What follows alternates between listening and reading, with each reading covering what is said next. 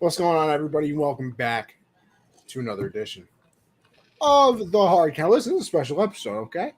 Now, it might not seem special because only Michael's here, and well, we know how that goes. Ouch, that hurts. I thought this was like, the love triangle has finally come together here on one show. I need a slight pause on that, but I mean, this is the first since all collabing. I don't think you've been on here, Michael. Yeah, no. Oh, with you two, no. With us, but yeah. Back in the beginning of the Hard Count, I actually was co-hosting some when they couldn't find people to host the show. Then the goats after one goat, and then there's the other. Sorry, CJ, I can't believe we talk about you like that. With the Yankees behind him, but that's okay. Listen, this is our nice little kickoff special, everybody. There's going to be some people dropping in throughout the show. I know Matt will be on. Michael's obviously here now. I don't know how long Michael's staying on. I don't know if you got work or something. You here the whole time, Michael? Are you committed? Hey, I'm here. I've got my Java seeds. I'm ready to stay awake for the long haul. Exactly. Use code banter, by the way. Yeah, or bucket, whichever one you want to use. Yes. I don't care. Either one. Okay, yeah, exactly. You're right. You're right. Obviously, anybody who wants to ever tune in, Christian, why? Listen, I know you're pulling dad duty now and things like that. Why don't you pop in, huh? I didn't know you're having a daughter, right? Hey, congratulations, Christians. Get on in here. Like, I'm here. We got dads coming on. You can be right here to my left or my right. 45 minutes, Christian. It's 9:09. I'm holding you to it. Awesome. No. Congratulations, man. I'm happy for you. Yeah, you got to pull up, Christian. I mean, your team is the first game of the week. Yeah. Like, come on, brother. It's the first. You're the first game. Bro. What are we talking about here? You can't be that busy. Listen, I know you. If it doesn't matter busy, it doesn't matter anymore. If he's a new dad, first time dad too, like it's a different sleep. So trust me. Of course, he's in LA, so he's actually 6:00 right now. So he's not asleep or anything. I'm sorry, it's 9:00 my time. I'm out in Kentucky. Chicken breast on the grill, cooking dinner for the well. Now the fam's screwed. I know Christian can't cook. There ain't no way. I'm crying. Listen, he was with us once in a conference outside on the patio. I mean, he's got a nice backyard. It was pretty dope. Listen, big real estate grill guy. And everything. Christian, big real estate guy.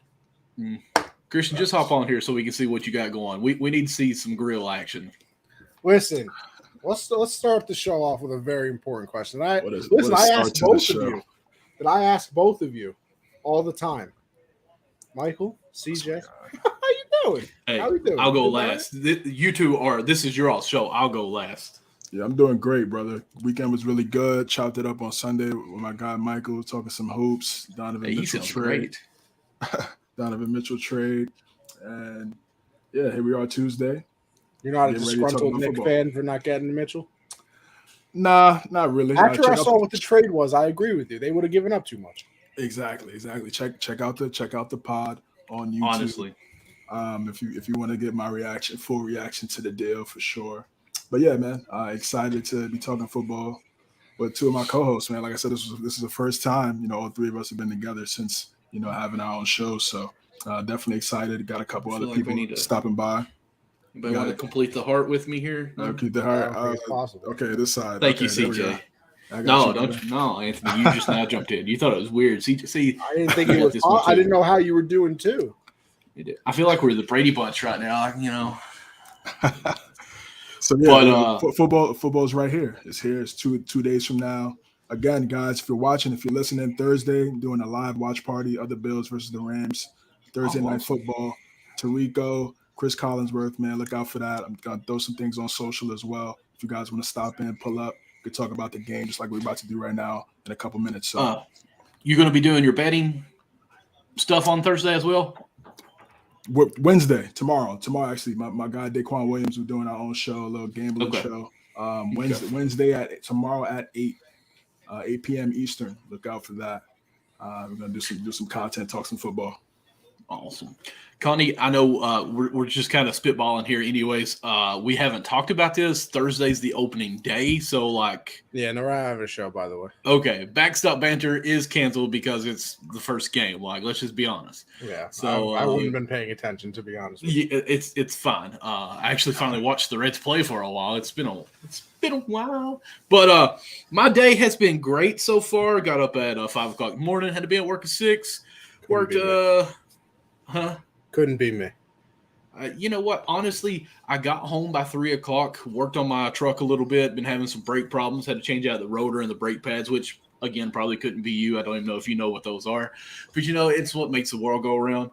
Got home, ate some supper, been doing a fantasy draft, messed up. But you know what? I'm going to ride it until I die with it. Geno Smith, this guy took. Hey, it's a quarterback league, CJ. This man took Geno Smith in what round? We're in the 10th round over Baker Mayfield, over Carson Wentz. Listen, even over Danny Dimes, that's despicable. You know what? No, I don't think Danny Dimes is even finishing the season as the starter. We'll go ahead and get into some football on that. But that's just kind of my big hot take, if you will. I think Danny Dimes is going to be replaced. Tyrod played well until incident happened, getting, what was it, his lung punctured or something like that. Chargers team doctor really wanted to see Herbert out there. So I really think he's going to step into the Giants' role. And here's my thinking. Let me back up a little bit. I'm sitting at the dining table with my family eating, and the kids are all yelling. Well, I'm not going to say yelling. They're all talking to me, I try to engage with my family as much as possible. My son loves math. He's 5 years old, asking for me to give him math problems, and it dings my phone. It's my pick. And I'm sitting there thinking, hey, I need another quarterback. I'm looking through there, and I'm sitting there thinking, well, Seattle's going to suck this year, really. They've got Lockett. They've got DK. Okay. They're going to be passing it to him a lot, playing catch up. So, you know what? Let's just go with Geno. I had no clue what round it was. I just knew I needed a quarterback. If I knew what round it was, I would have waited probably to now. Probably still could have got him. But you know what? Geno for MVP I don't now. Have a problem with Geno for MVP. I don't even have a problem with the round. It's the simple fact that it was Geno Smith over Baker Mayfield. Hey, Geno's going to have a better season this year than Baker. Michael, I will literally bet you my entire bank account. Okay, and if they don't, I will give you $1. $20, CJ, you heard it here first. $20 for my entire bank account. $2. $20 for my entire bank account. $2. Deal. That's wild, fate. Listen, let's kind of. Well, we're going to jump around the whole episode as people join in. How are you doing, though, Connie? Oh, listen, I didn't think anybody wanted to ask me that question. We don't. I'm doing great. Renegades is over, so I'm kind of just sitting around now. Probably going to go look for something else, but college started, so doing that stuff. But listen, I only have class Mondays and Thursdays, so your boy was in bed today. In bed, slept real late. Because that's what I like to do. And now it's basically the countdown to football season. And we are less than 48 hours away. So that's what's very important to me right now. Let me tell you something, because I'm trying the college thing, the college football thing. Yeah. Talk about that a little bit. And I saw you tweeting a little bit. Yeah. Listen, I still think it's not exactly for me. And CJ, I've said this to a lot of people, and we've probably talked about this. Perry, what's going on? Perry, why don't you jump in here, huh? That's good, Mr. Big Boss guy, huh? CJ, I don't know. We've probably talked about this, but listen, I'm very close to being an absolute idiot. So I don't remember things very well. I feel like it's because we're from New York that I don't care about college. This is not – No. Michael, I'm serious, and CJ, maybe you can answer this as well. I don't think I know more than 3 people that care about any college team in any sport.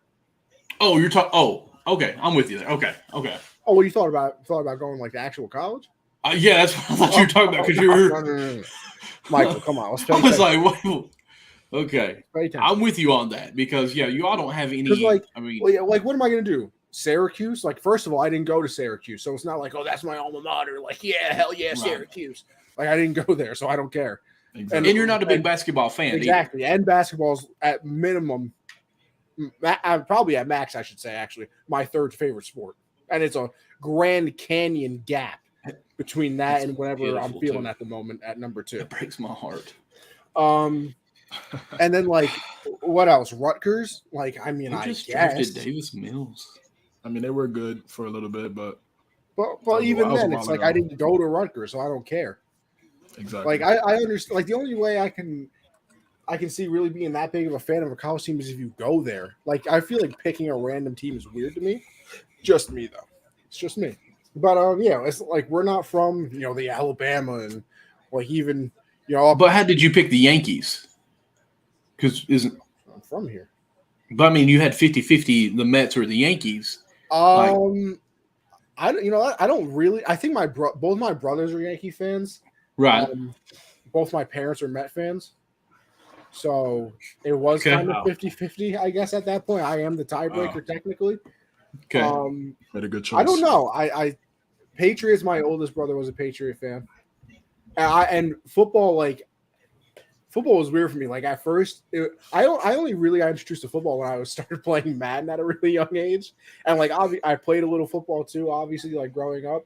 But like at first, I loved the Bengals because it was their old logo with like the actual tiger on it. Mm-hmm. It looked cool as hell. So I would always be them. I always loved the Bengals. Then all of a sudden, I became a Bucks fan because the whole pirate thing looked cool. I liked the Eagles, especially. Well, you might be a little bit younger, but when they went from that orange and white to that red and black and white, like that's when the Bucks really look nice. Throw that cap away. Yeah. That's my other guy, Vic. Yeah, man, never, bro. Come on now. Oh, okay. I was gonna say you get because I like CJ's Michael. I was gonna say he could be talking about the cowboy hat too. He's a Giant fan, so it's okay. Probably shots at both of us. It's okay if it's at me. It's no big deal because our head coach. We realize he sucks, so we send him to you guys. So it's fine. And now you got another one that's not very good anyway. Yeah, I agree. Michael, enough about me. How about we jump into that? Me and CJ have talked a lot about the Patriots. Obviously, it's our team, it's our show. So we talk about, the things that are near and dear to the heart sometimes. Michael, what are those expectations for your boys? Because listen, me and CJ have gone over it. I don't know, CJ. I don't know. Well, no, we both had the Eagles winning the division, I believe, right? Yes. I mean, so we're not too high on them. I think they're in potential to miss the playoffs. Listen, I'll be straight honest with you, and this may sound completely bad as a fan, but I'm a Cowboys fan from the 90s. I mean, still a Cowboys fan. Hear me out. But since fantasy Michael's football a fakest fan in every sport. No. Hear me out. Since fantasy football has come into play in my life big time, like teams don't really matter so much to me. Like I'll watch my Cowboys play almost every game and cheer for them. But if there's a team that is on my or a player on my fantasy team and then they're playing against the Cowboys, like I almost want to see them score a touchdown, even if it means the Cowboys losing, because it's bragging rights when it comes to fantasy. So it makes it a little bit harder sometimes. So you're now, if it were, no, I mean, some of these leagues wins me money. Cowboys ain't winning me nothing. Look at this. See? Hey, you know what, Perry? If you keep up, I'm going to bust out a towel I got from somebody last year. But deep down inside, I'm still a Cowboys fan. If they were to make it to the playoffs and actually win a playoff game, it would be a miracle.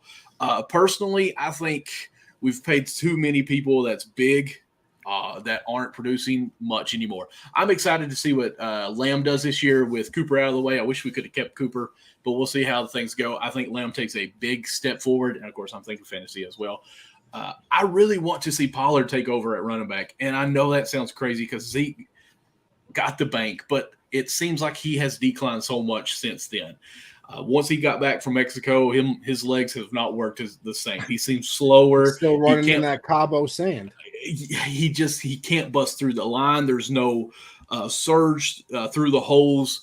And then you get Pollard, who's supposed to be a change of pace back, and he seems more on fire for everything. So I actually try to draft Pollard in a lot of my leagues. Like he's almost a spark as your backup who produces better. So, and I'm high on our tight end this year, Schultz. I think Schultz is going to have a good fantasy year because Gallup's going to be out. We're not really sure how long, but technically, at least I want to say 3 or 4 games, it seems like. So I've drafted Schultz in a few leagues because Dak loves a tight That's going to sound weird. Dak loves throwing to his tight ends quite a bit, especially in the red zone. Yeah, I know made it sound real weird.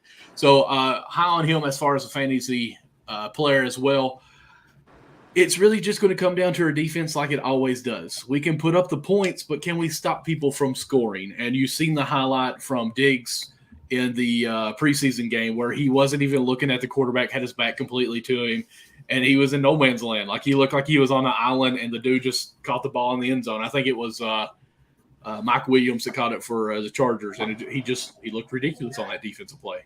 So it's got to be a defensive front that steps up. I hope Micah Parsons has a great year this year, which he's probably our best player on defense. But it all depends as far as who wins it. Y'all are saying the Eagles. Eagles, I think, have a great chance of winning it, but it all comes down to quarterback play on them. And who's actually going to be the running back that produces? It seems like for years now that the Eagles running back by committee, but no one knows who really that committee is. Like Miles Sanders, like no one ever wants to draft him as far as fantasy. And then you got, I think it's Brian Scott or Boston Scott is a backup who no one really knows what position he really is going to be. Is he a catching back, or is he actually a change of pace? Who else did they just get? Gainswell, maybe? Kenneth Gainwell, yeah. Like we don't really know what to expect as far as him producing anything. Again, I'm going fantasy because that's where I'm always at on this. But it's so questionable to know what's going to go on with that backfield. And you can't just pass the ball because look what Mitch did in Chicago. Yes, I said Mitch. He threw 50 times. They never produced a run offense, and they look terrible. So I feel like Eagles got to come up with something going on in the running game, and Hurts, who they're saying looks good. I think Eagles will come out number one in their division. I mean, hey, listen. We kind of go back to this question, too. You think the Eagles, because of our division, you guys really just trust Jalen? I think it's both. Like, me and CJ specifically and Unwrapped kind of defended Hurts last year a little bit more. And I think he takes a step forward this year just because, listen, you got Smith as your second receiver now. Mm-hmm. You got obviously Brown is the number one wide receiver now. They get rid of Ertz, so they get the young blood of I can't think of his name. What's the tight end's name? Dallas Goedert. Yes, sir. Yes, sir. Dallas Goedert. I don't know. I think that they make a nice push forward here. But listen, we're also sorry, guys. I got the TV unmuted there. We're also joined by two more people. Obviously, CJ. I'll let you do your introduction for your boy. Yeah, my boy, man. It's my guy, EJ Rodriguez. Also Rav, goes by Rav as well. Eagle fan, so it's a perfect transition to talk about awesome. The squad. And then, of course, we got I guess that's been on the show so many times, man. My guy, Matt Scurry. What's going on, brother? Yes, sir. Nothing much. Just had to get on here because, hey, we got 2 more days until football is officially underway. And safe to say, man, it's exciting. I can't wait to see what this season holds. And for this topic of discussion is what? Who's going to win the NFC East? We were just kind of, we're just talking. Listen, we don't really have a game plan for this episode. Everybody's here. We're going to talk about the things that come up in normal conversation. Maybe later in the show predict some of the Week 1 games. We'll see what's going on, but All right, say less. I like the sound of that. Well, one thing I will say, this may be a bold prediction, but I think by the end of this season, by the end of this season, I think there's going to be a repeat NFC East champion. I think the Cowboys are going to go back to back. I know it's crazy to think. It's been 17, 18 years since a team has repeated the NFC East, but I just think in Dallas, a lot of people are going to be playing like their jobs and legacy are on the line. I know the Eagles, they had a lot of acquisitions in the offseason, the big signing trade for A.J. Brown. It's definitely huge for them. It's definitely a good helping hand for Jalen Hurts. But I just think you look at the Dallas Cowboys, yes, they may have lost Amari Cooper. Yes, they've lost a lot of guys in the offseason, and they just lost Tyron Smith, who they replaced with longtime Eagle legend Jason Peters. So that's going to be interesting. Dirt these days, by the way. Well, that's because the man's pushing 40. So it's the Cowboys' defense. My point exactly. Who's he blocking? He's blocking Casper the Ghost out here at this point. Hey, he may push 40, but that's all he's pushing. Oh, okay. That's All okay. right. That's good. That's But good. Yo, yeah, I just think whenever you look at the Cowboys, I think they're going to go into the season basically saying like a lot of jobs are on the line. Like you look at Mike McCarthy, he's basically on the hot seat, for this year. I think he's going to coach like his life depends on it, because if we're being honest here, this might be it for Mike McCarthy's stint in the NFL. If he can't get it done here in Dallas, then he's most likely going to be out the door. Because you look at his stint in Green Bay, whether it was great, he won a Super Bowl, but it felt empty-handed because there could have been more. Like he could have won more in Green Bay, but he couldn't get it done. And then you look at here his past 3 years with Dallas. You win 6 games, which you give him a pass for because Dak is hurt. What more can you do? And then you look at last year, you double that win total, you get 12 wins. But then you run one of the most boneheaded plays of all time with 14 seconds left, the QB sneak. Like who in their right mind runs a QB sneak with 14 seconds left, no timeouts in the fourth quarter? It's asinine. I don't care who you are as a head coach or a coordinator. You never should run that play unless if you're going towards the sideline, not in the middle of the field. It makes no sense. Should have slid earlier. Still blame him for that. I mean, maybe he should have slid instantly when he got the first down, but even then, that's like 8 seconds left. So yeah, you said you got the Cowboys going back to back in the division. I believe so. Yeah. Okay. The reason why I say that is just because of the fact that they're going to be coaching like their life depends on it. And it's not going to be the Giants. Well, yeah, it's not going to go to the Giants or the Commanders. Like if we're being honest here, Washington D.C. Calm down. It's Pennsylvania Avenue. Oh, Pennsylvania Avenue. Hey, No that's clever. That's clever. First, it was Wentz, Philadelphia. Then it's Wentzanapolis. Now it's Pennsylvania Avenue. Oh, listen, the commander in chief, as some would say. But yeah, I think they're going to find a way. I don't know what it is. I think Jerry Jones has worked some black magic over the franchise, and I think they're going to find a way to magically pull the division away from the Eagles. Whether it's the Eagles suffering an injury, which could very well happen, or whether it's just this guy Matt wishing injury upon people. Crazy. I mean, hey. By the way, black magic always has its drawback. So. Well, yeah, that's why the Cowboys will win the division, but they're going to be one and done in the playoffs. I never said they're going to go far. I just said they're going to repeat in the division. Listen. We got a very own Eagles fan in the room right now. Yes, sir. Rob, let me hear some things. What are you thinking? Now, don't get me wrong. I think the Eagles will make the playoffs as like a 6 or 7 seed. But okay, all right, Rob, what are we feeling about everything we just heard from right now, the biggest what if on the Eagles is the quarterback position. Because our accusations at safety, corner, we have Jordan. Who's running past Jordan Davis? First of all, let's be honest. That's the Georgia guy, and Fletcher Cox too. You got that. And then we got Brandon Graham coming back. Let me ask you a question real quick. I'm a little confused. You guys signed the Viking safety and then he released him. What happened there? Oh, he can't cover for shit. You talking about Anthony Harris? Yeah. Why the fuck? Why would we keep him when we just traded for that Saint safety? Gardner. But he's a slot corner. I mean, they're gonna put him at safety now. Yeah, we're gonna put him at safety. Yeah. Not bad. All right. I was just curious. I haven't watched any preseason. Haven't heard about any of the practices. You're locked in though. I had to I'm shocked you knew who Jordan Davis was because you said you never watched college football. Oh man, Jordan Davis. When a man runs like a 4.8 at 350, you got to know who he is. Facts. Yeah, he's gonna command a lot of attention. I feel like our DNs are gonna thrive this year because if he could play 3 downs at most, like that'll be great for us because they're saying that his there's stamina issues, but he looked great preseason. So, and then we drafted the other Georgia linebacker, Dean. Nakobe Dean, yeah. Yeah, he's looking like a stud, even though they're saying injury issues. But he looked pretty solid too as well. So I'm excited. We have 2 number 1 wide receivers. It's just Jalen Hurts just has to throw the ball. He can't be a running back at QB. You have the faith in Hurts? I definitely do. Okay. I mean, I'm gonna ask you this if you don't mind. If the organization didn't have faith in him, we wouldn't have went for AJ Brown. Yeah, so they're something that they instead. Yeah, so But what about Minshew? Like, because Minshew everywhere he's been Jesus. okay. Do you think like if Hurt struggles that they're like, well, you mean we have Minshew who's played well? Like we've seen Minshew play last year, and it was nothing to be desired. Like I was just like, wow, this is it.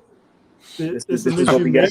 So it's Hurts or bust then, right? Yeah, it's Hurts or bust. Of course. Okay. Yeah, Minshew, everybody loves the backup quarterback. Everybody loves. I mean, right? It's a great story. Yeah, but he's not. I don't know what it is. He's not that guy. He's the Fitzmagic of our now. Right. Exactly. I mean, the only backup quarterback that's that guy right now. He's in New York on the Giants. Absolutely. Mike Tyrod. Yeah. I agree with that. I think Tyrod's I say a legit starter, but he would be like the. I think he's a backup too. He's a backup too. But like there's tiers. There's tiers. Just think about this. Just think about this. If Tyrod Taylor never got his lung punctured by the doctor, he would have been QB1 for the Chargers 2 years ago. Because Anthony Lynn did not. Knowing Anthony Lynn, he wouldn't have started Herbert. Anthony Lynn was a dog water coach. He would have stuck with Tyrod Taylor all the way to the end. You don't draft the number one. Fired. Yeah, he would have started him eventually. He got fired anyway. Coaches do that sometimes for like elder statesmen. They go with the backup for a little bit, and then they put the young guy even in. Aaron Rodgers is feeling it, like with Love behind him. Like I don't think he's. I don't know about feeling. I can't go that far feeling it. But. I'm just saying. I'm saying pressure. Like like hey, maybe I just go on if you really want Love this much. Like I'm supposed to train him. I love this little statement. Like they asked him to kind of treat him like family and kind of raise him up, through. He said, yeah, I treat him like family. I don't talk to anyone in my own family now, like in the past 10 years. Well, that's kind of cold. Rodgers is a confirmed bad guy. That's Rodgers for you, man. That was also Tannehill too. He's got self-love with the plant. Self-love with the Joe plant. Rogan, baby. What else we got in here? I heard somebody pull up in the stream. We got Gary too. Listen, we're representing out here. We got the Bears, the Packers, the Eagles, the Cowboys, and then, the Patriots. We're representing out here. The Bears? What's up? Oh, It's yeah. good, man. How we doing, Garrett? It's been a minute, man. It's been a minute. I haven't seen you in a while, man. I've been around. I've been lurking. I I got a problem with you off the rip, though. I have to ask Garrett this one question. Garrett, how did you survive watching 3 hours of Iowa football, winning 7-3 without scoring a touchdown? Yeah, I'm currently working 12-hour nights, so I was going to watch the replay when I woke up, and I just skipped it and watched the highlights. And the highlights were only punchers. Garrett, I got a problem with you off the rip, though. I'm not going to lie to you. I saw in the group chat before you popped on, you took the over on 7.5 wins for your Bears. Free money. Free money.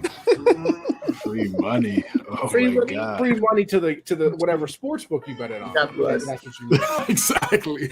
Wait, hold on. I need to hear this, Garrett. Who do you have the 8 wins for the Bears? Yeah, I want to hear the reasoning here. What 8 games do they win? Because I think they're horrid. Okay, 40. They could beat the 49ers. Packers. They could. I'm not saying it's a guarantee, but they could. Listen, I won't be mad at you for that because I don't know if Trey Lance is even good at football. That's fair. So that's a possible. Packers in Green Bay, they're going to lose. I'm going to be realistic here. Okay. Texans, that's a possible win. They should be able to beat the Texans. They should be able to beat the Giants. Should take at least 1 out of 2 from the Vikings. They could easily beat the Commanders. Patriots, that's a winnable game. It's not a guaranteed win for your Patriots, Connie. It's not. I'm not saying the Bears are going to win, but it's not a give me for the Patriots. You want a little side bet? $20. I mean, their schedule. Talk to me on October 20th. Let me see how the season's going. As it stands right now.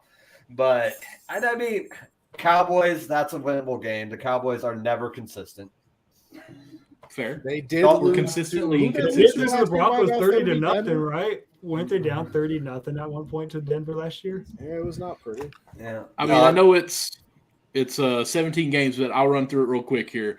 First week is Niners. Second week is Green Bay. Third week is Houston. Fourth is Giants. Fifth is Vikings. Sixth is Washington, whoever they are. Seventh is Patriots. Eighth is Dallas. 9 is Miami. 10 is Detroit. 11 is Atlanta. 12 is the Jets. Green Bay. 10 possible wins through 12 weeks. Then it's Eagles, Buffalo, Detroit, and then Minnesota. So I mean, what's the plus for the over for the Bears? I got them at like plus 250, I think, or something. It was ridiculous. It's a free money deal. It was like 2 months ago. And I jumped when you name those first couple games, I kind of do look winnable. I mean, if Roquan Smith, if that defense for the Bears is there, what do you think of Mooney this year? Yeah, I mean, Mooney ought to be great. They got Herbert and Montgomery in the backfield. Justin Fields has been looking amazing. They're actually giving him first-team reps throughout the offseason and the preseason. I think this team's getting slept on a lot. Like number 30 on the power rankings. Come on. So we're riding on the Eberflus train. Yeah, until he proves me otherwise. He cannot possibly be worse than Matt Nagy at football. I don't think there's a person alive that could be worse at football than Matt Nagy. Listen, here's what I want to say about football real quick. And everybody on this panel might agree with me besides Garrett, because Garrett's going to watch the game anyway. And I also have the differing opinion that I think the Bears are just absolutely going to be terrible this year. But with all that being said, that you just read the schedule, Michael. The Bears have to play, what was it, the Falcons. That legitimately might be one of the worst games of the season if both teams are what I think that both teams are going to be. And the ultimate tank football is, I'm watching every damn second of it if it was a Thursday night game. Wait, that's a Thursday game? I don't know. I'm just saying if that was the only football game I'm watching every single second of it like it's my job. Oh, absolutely. I mean, yeah. Yeah, you definitely do. I mean, the Bears, they're going to at least split the division games with everybody but the Packers. And Bears-Packers, you never know what's going to happen. They could legitimately go 4-4 in the division. And outside the division, it's not hard to find another 4 wins. I mean, it's just the fact that, there's no other sport that can do that for me. CJ, that's a fact. We said this. You take the 2 worst teams in the NBA last year. You put them on TV, I would watch curling before I watched it. Baseball, I can't even watch teams. Curling is fire. Yeah, okay. I was gonna say, I feel a little devastated for Connie on the baseball standpoint. He was talking the high horse when they were winning up 15.5 games, and the baseball chat's been a little quiet, don't you think, Michael? The only thing that I hear from you have a Mickey Mouse championship since '86. I don't want to, or since '84. Excuse you, '88. Mickey Mouse. You're like the Lakers. Hey, everybody had a fair shot. Everybody had a fair 60 games. I don't want to hear it. The Lakers won. You can claim Mickey Mouse all you want. I care less. You claim that Mickey Mouse makes sense. No home field advantage for any team in the playoffs. Mickey Mouse. Anyway, everybody had 60 games. Everybody had 60 games. We're 2 days away from football. Let's get back on topic. It's not my fault that the Yankees lost to the Rays. Don't care. Still don't care. Never did. But anyways, that Bears bet could be interesting. I at first, Garrett, thought you were out of your mind with the Bears bet, but when they named off the first couple games, it's there. It's a sleeper for sure. That's not like the first thing I'd bet on right away. But I mean, hey, if it pans out in your favor, you'll be a wizard. CJ decided to come back to the show. That's what I can't be there. That's CJ's spot. Little technical difficulties, but we're good though. Okay, that's what we care for. That's what we care all about. How about this? Who do you guys think is going to be the worst team in the NFL? Who do we think is going to have the number 1 pick at the end of the season? And hopefully, it's not the Jaguars for the 3rd straight year. I would go with the Falcons. I'm gonna go. Yeah, Falcons is up there. It could be 2. It could be those 2 New York teams as well. Seattle, also. I think those are some of those top teams. Nah, Geno's MVP this year. Oh, this guy, CJ drafted. It's Geno Smith in the 10th. We've already talked about it. Worst pick I've ever seen. I've never seen anything like it before Baker Mayfield too. How about we do this though? Because I'm kind of intrigued with this. What about Detroit? Holy cow! Okay, points bet. No free ads. A random site I found currently has the Bears at 5.5 for the over under, but it is negative odds, negative 135 for if you want to see 5.5.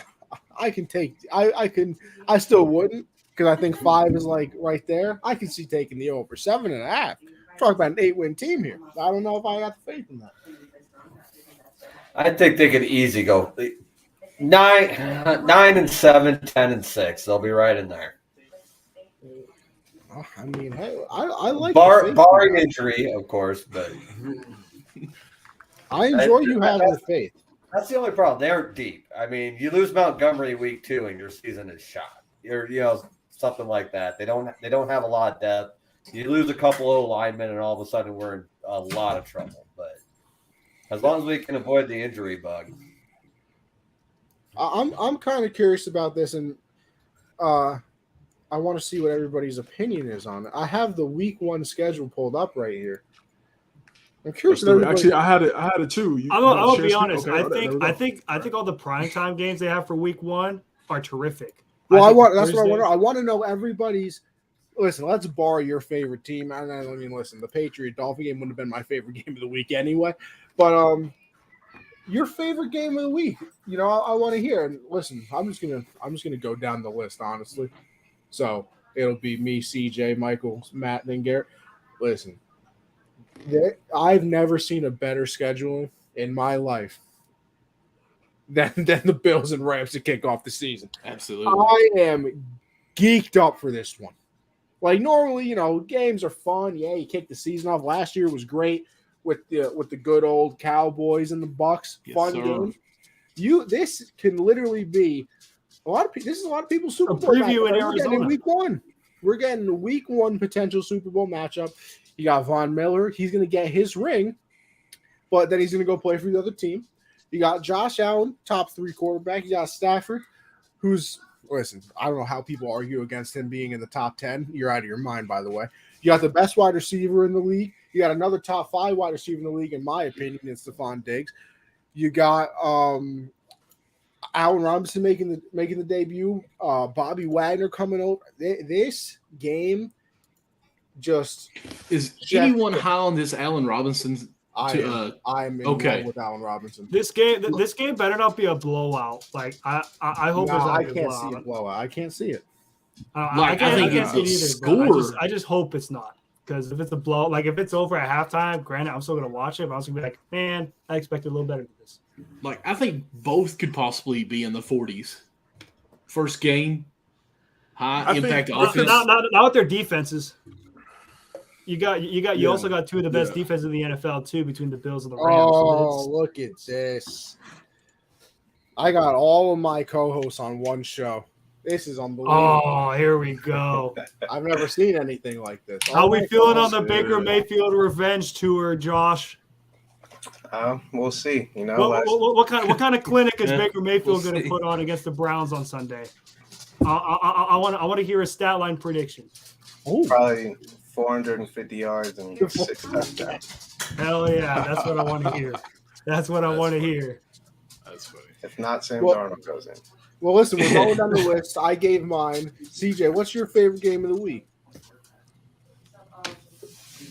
That's a good game that you guys are just talking about, Panthers Browns, just because of the storyline. But I like. We're adding more people every second, by the way. Now we got Josh. Let's go, boys. Let's go. Let me take the banner away so we can see that face of yours. Let's get it. We're going down the list, Josh. You're going to go last. I'm not going to lie. But we're going through our favorite games. I like Raiders and the Chargers because I want to see which team in that division can, set the tone. Even though it's early, it's week 1. But I think that game will have a lot of bragging rights, and it could mean a lot towards the end of the season. So I definitely like that Raiders-Chargers game. Michael, you're up. Not to repeat anything, but I mean, I think everyone's number 1 would be the Bills Rams there, but I'm really excited watching the Seahawks Broncos. Just the storyline going to go on there. What's Russell Wilson going to look like in the new uniform, and just them going head to head on that, and seeing how my MVP Geno is going to play. Let's just see how it goes. God, can you imagine if Geno Smith beats Russell Wilson on Monday? Michael is going to talk about it all week. DK scoring 1 touchdown and going for 110 yards. Okay, 110. Yes. No, I want to say 109, but I forgot he's got those like 15-inch shoes, so it's going to get that extra yard. Okay. Josh? I mean, obviously, game of the week for me is Panthers Browns. Only game I'm watching. I usually watch Red Zone for the early games, but I'll be locked in on that game. But yeah, other than that, though, non-biased game of the week, I think Bengals and Pittsburgh. I think that's going to be a very fun game to watch, just because I think that defense is going to give the Bengals problems, and I think it might be a little bit closer than people expect. Mitchburg. Yeah, I think those are all good options. Obviously, the one game I'm going to be watching for is Green Bay, Minnesota, just because I want to see how this Green Bay offense is going to look. That's why I said homer pick. I just want to see what the plant god himself is going to do with their offense. I mean, when your receiver one is Allen Lazard, that's a huge red flag in my book. So let's hope that offense is going to do well. But on a non-biased side, I definitely want to watch that Sunday Night Football game, Buccaneers-Cowboys. I think it's going to be very interesting. A rematch of last year's Week 1, where it was Thursday night, banner night in Tampa. This time, it's in Jerry's world. You saw all the Brady headlines of the offseason. He was retired, 40 days. He came back. Recently, as of the last couple of days, he's taken some personal leave in the training camp. Brady seems ready to go, seems ready to be committed. I can't wait to see what Tampa's going to do. They lost a couple of their key guys on O-line, but they gained some guys in the offseason, getting Julio Jones, the washed receiver himself. Let's see if he bounces back and changes some things. And then on top of that, don't sleep on that Akeem Hicks addition to that defensive front for the Bucs, because I've seen Akeem Hicks twice a year when he was on the Bears. That man's a freak when he's healthy. He's scary on the defense. So with Tampa getting that, if they have him with Vita Vea, good luck with that. And, I mean, it's also Sunday Night Football. Who wouldn't want to watch, Sunday Night Football, Cowboys and Bucs? This could go one of two ways. It's either going to be a Bucs shellacking of the Cowboys, or it's going to be a close game. There's no on your GP schedule to see. Garrett, what are we looking at here? Homer pick to start Bears-Niners. I think that's going to be a good game. It's going to say a lot about both teams. Non-biased, I'm with CJ. I think Raiders-Chargers is going to be a game to watch. The AFC West is just going to be a freaking bloodbath this year, and I'm here for it. Hey, who's going to come out on top in the AFC West? I got the Chargers, by the way, in the AFC West. I got Kansas City. Just saying. Josh. And Denver and Oakland are both going to be good as well. So this is true. I think it's a game that will say a lot about the season. So probably the best division in football. Not even close. Not even close. Yeah. So my favorite game. Any AFC West matchup is going to be a must-watch game this season. I'm not going to beat the dead horse and pick the Chargers and Raiders, and I'm also not even going to go the homer pick. I'm going to go the Colts and Texans. I think that's going to be a game. You talk about what happens with the divisions. I'm excited to see Davis Mills' second year, what's going to happen with the whole offseason and the offense getting to learn the team. And then it's also going to be exciting to see how Matt Ryan translate to a team that actually has an offensive line, and he's got a weapon like Michael Pittman and Jonathan Taylor. So I'm excited for this game. I actually think it's going to be pretty high scoring. And yeah. And that's the other thing too. Like I look at this slate of games, like there's some pretty solid storylines just here anyway. Here's one thing I will say: a game not to sleep on is the Chiefs Cardinals. I know DeAndre Hopkins is suspended for 6 games, but you look at the storylines of the Cardinals in the offseason. Kyler Murray having more points than Cliff Kingsbury with the headset on. You look at all that contract drama in the offseason with the Cardinals side, and then on the Chiefs, a whole new revamped offense without Tyreek Hill. You got Corvette as a receiver 1, and then you got MVS as receiver 2. Like that Chiefs-Cardinals matchup, It could be a sleeper one to watch out for, but you think MVS is the wide receiver 2 over Hardman? I mean, it could he could very easily be wide receiver 3. I mean, he was wide receiver 2 in Green Bay, but Green Bay's receiving core is something else. But I just think that's also could be an interesting game because you could also look at to see how will Kansas City look, in the AFC West, because it's going to be a dogfight. Like every game for those 4 teams in the AFC West is going to matter. For most teams, you could have an off week or 2 and still be okay in the division. But in the AFC West, you cannot have a bad week. You cannot have a bad loss because you could go from first in the division, 1 bad loss, bam, you're back all the way down to 4th. That's how tight this division is going to be.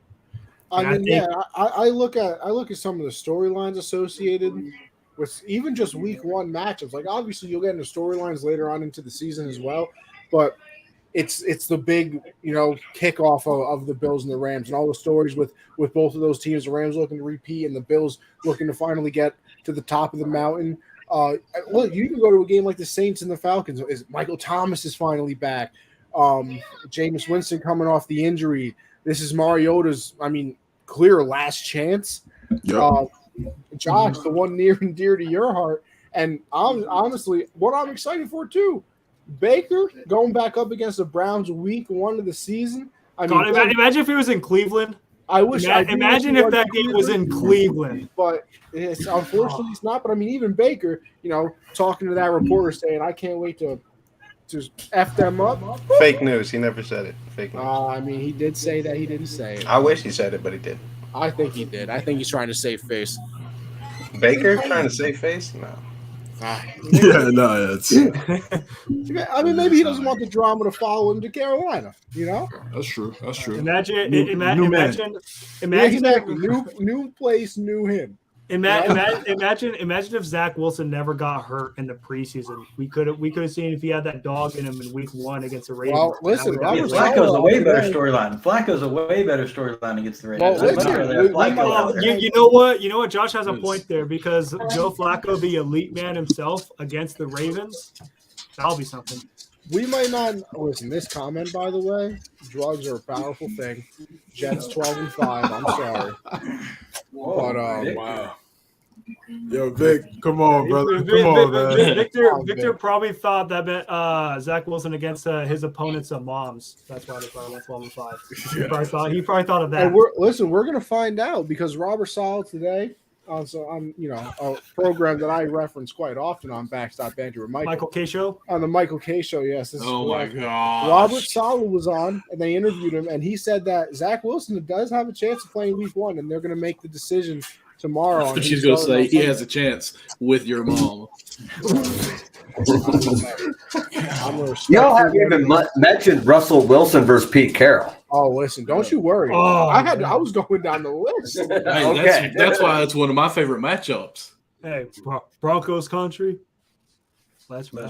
I'm kind of curious with you guys too, and maybe I don't know. I know finding a good coach is difficult, but nothing's more difficult than finding a quarterback. If there really was the rift between them, and it was like Russell or Pete, I would have shipped Pete to the retirement home faster than you could have even booked him a room in one. Pete back to college. Yeah, so he can go cheat again. How do you, I think the Seahawks long lived to regret the trade of Russell Wilson. Yeah, that is true. Honestly, especially because even like when you look at the picks that they get, Denver's going to be in like the late teens, early 20s. So even like when you do have those first round picks, like they're just going to be late in the draft. Yeah, I don't know. They did get Noah Fant out of the deal. Seattle had their chance when they went all in for Blitz Boy. That was their last chance to go on a run. Yeah, but even then, their defense wasn't good outside of him, and he's exactly not like that was their all-in championship move, and it swung and missed in their face badly. Well, Michael, I want to hear what you had to say. I heard you speak up a little.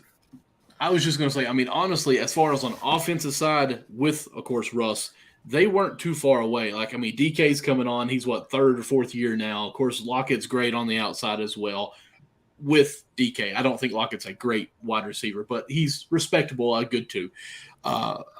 don't give me hate on that. It's just what it is. Wilson at your quarterback created a lot. The offensive line never was wonderful there. If they would have protected the line, had a good running back that never got hurt, because it always seems like Carson always got hurt. Penny would come in, have a couple good games, and they had a good O-line when it was the beast mode era. They were literally built upon the O-line in beast mode when Russ was young. Did they win it then? They went twice and won. They went twice and won one. So, and then they lost to the GOAT early in Russ's career. So when they had a good running back and an offensive line, they won a Super Bowl. Huh? That's the key to success. So they're really close with the great wide receivers they've got there with a good quarterback. If they could have lined out a non-injury prone or fragile running back with a good offensive line, your defense, you feel a couple voids that you got there. And then they were really close. It's just, I think they stuck with Chris Carson for way too long. I remember one time Corey put up on one of our chats years ago about how fragile he really was and how likely he was to get hurt in the season. And he really did. And Rashad Penny always seemed to get hurt. It's just they've never been healthy. One thing I will say, I think what changed the Seahawks trajectory was when Cam Chancellor retired early. If we're being honest here, like the Legion of Boom defense kind of sort of collapsed. Like once Cam retired early, that's when you started to see the pieces kind of leave. Like from that Legion of Boom defense, because that's where they were built upon. Early in Russ's career, they were built upon the Legion of Boom, the running game, and the offensive line. The running game and offensive line went different ways when they traded for Jimmy Graham. But that Legion of Boom defense was still there and still intact. But once Cam Chancellor retired early due to injuries, that changed everything. Because then Richard Sherman left and went on his way. Earl Thomas went and left on his own way. And then it was pretty much left to Russ save us. Like that was like the last motto. Like Russ's final 3-4 years in Seattle is basically Russ, come help us or else we're going to be like we were last year, only winning 5 or 6 games.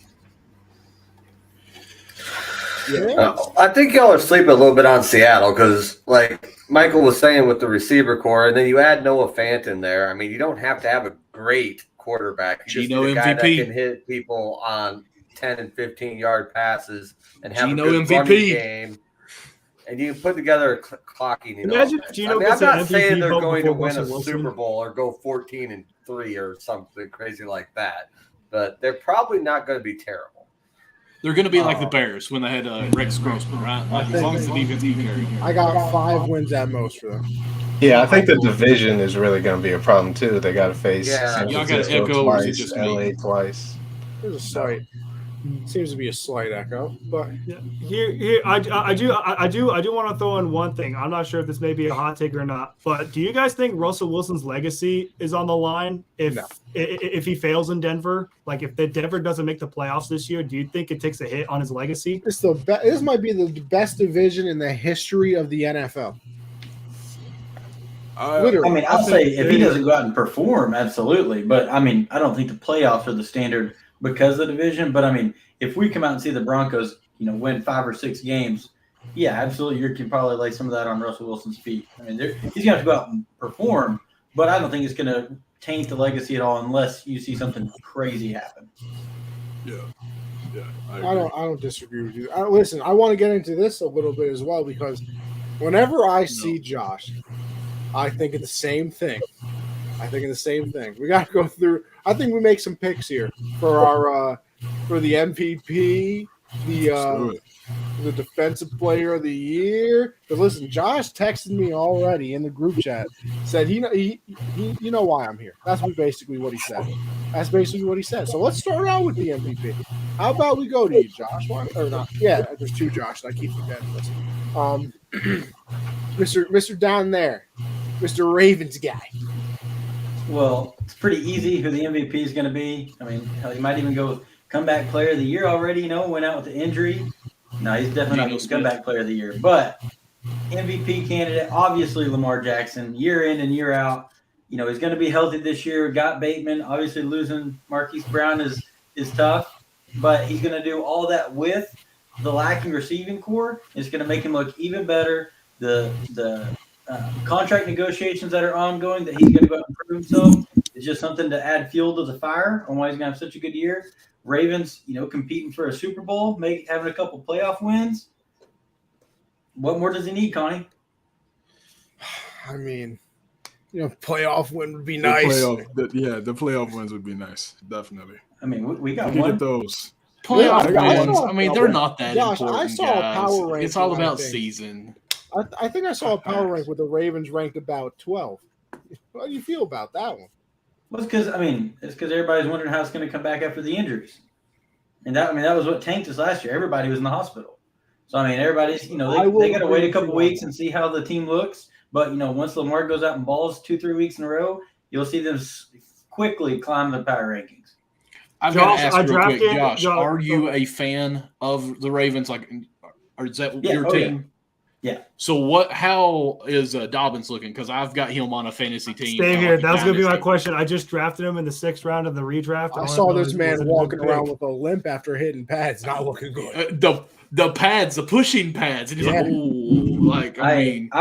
he's I know he was excited and said that he was going to be starting week 1, but there's a reason that the team was slow to get him back involved. The Ravens are when it comes to player injury, it's a conservative organization. They try to take care. They don't want to rush people back out because they don't want to risk the injury because JK is a really good player. And so I don't think that they're going to rush him back out. I do not expect to see even a close to a full workload for JK Dobbins the first 2-3 weeks. Okay, I want to follow up on you if you don't care. When he is fully healthy, do you think that he actually gets some goal line looks, or do you think Lamar's going to be like, hey, bootleg, run in, or do a little pass, or do you think Dobbins actually going to get looks there? Because I know one thing they kind of talked about was he can actually catch the ball too. Look, Lamar is going to Lamar. I mean, you're going to get those goal line carries, those touchdowns. But I do think that they're going to go away a little bit from as many rushing plays near the goal line. Mm-hmm. And I think Lamar will probably do a little bit of that on his own. But there's also a reason Lamar bulked up in the offseason. It's so he can take those hits and he can, run as hard just as he wants, put on 13 pounds of muscle over the offseason. But I do think once they actually have some running backs, back there, J.K. Dobbins back, Gus Edwards back, they're going to throw Kenyon Drake out there to catch the balls. I do think that they'll give a little bit more love to the running backs, but Lamar's still going to Lamar. Absolutely. Okay. Other Josh, my Gen Z co-host, I should say. My bad, guys. Had to piggyback some questions there. Fantasy, that's all I care about, boys. Listen, Michael, that's what's a ho-host? We're have conversations. Fantasy season. My Gen Z co-host. Listen, we've talked about it. Obviously, your MVP. Yeah, when we did our way too early pick, I had Herbert, but I feel like it's kind of set up for Russell Wilson to get an MVP this year. He's got a fresh start. I feel like, the last time we saw a very good quarterback go to Denver, he had an amazing season and won an MVP in Peyton Manning. So, maybe history is going to repeat itself again. So I'll go with Russ. Matt, why is it Aaron Rodgers? It's not. He's already got 2 in a row. But I'm shocked he won last year. He should have won last year. I've never seen a robbery like that. It should have been Brady because Brady had almost 5,000 yards at the age of 44. I'm still shocked he managed. That was a GTA level heist, by the way. Indeed, it was a GTA level heist. But no, Rodgers will not three-peat. If he does somehow three-peat, I might actually dead ass have to try that plan. If he three-peats for MVP, ayahuasca. I might have to try out the ayahuasca. I might have to try ayahuasca if he wins a 3rd straight MVP.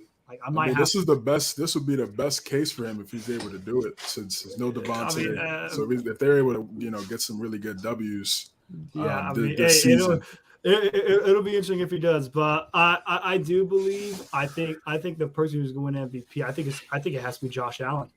I think the sort of trajectory that Josh Allen has been on the last couple of years, he's been getting better and better. It seems like ever since the Bills traded for Stephon Diggs, his game has only gotten strategically better, and his game is now through the roof. He's playing. Josh Allen went from a rebuilding quarterback to, in a span of 2 years, to one of, if not the best quarterback in the league. He's a top 5 quarterback. So I think Josh Allen is the MVP. I think he's going to be. If there's a good sleeper, like a sleeper MVP quarterback, I do think a sleeper that could win MVP potentially could be Herbert, but it is the Chargers. You never know what kind of what kind of little black cat roams around that Chargers franchise to where something will happen. But I just think MVP, I think it has to be Josh Allen. And if it's not Josh Allen, then maybe like Mahomes or something like that. But Allen for the win. And hey, I drafted him in fantasy football, so I expect a good performance on Thursday. I will say Herbert's definitely not a sleeper because he is plus 900. He's third in Caesar Sportsbook, so definitely not a sleeper. He's a waker. Yeah, great. Oh, waker. That's clever. Well, I apologize to the people watching for that remark. Not a sleeper, he's a waker. What a Listen. Wow. Put that on Gary, the fact. Gary, we putting a little money on Justin Fields. No, he's not going to have an MVP year. He's going to have a good year, but not an MVP year. I think it's just going to be either Mahomes, Wilson, or Herbert. Whoever wins the West is going to take the MVP because that's going to be a brutal division, and you're going to have to put together an MVP year to win it. What if Derek Carr and the Raiders win the AFC West? Does his name still get in the hat, or is it just only those two? I don't see the Raiders doing that. They're just a little too dysfunctional. And my dad's a huge Raiders fan. That's always kind of been. I know people make fun of me for having a second team, but my AFC team has always been the Raiders, and I don't see them doing it.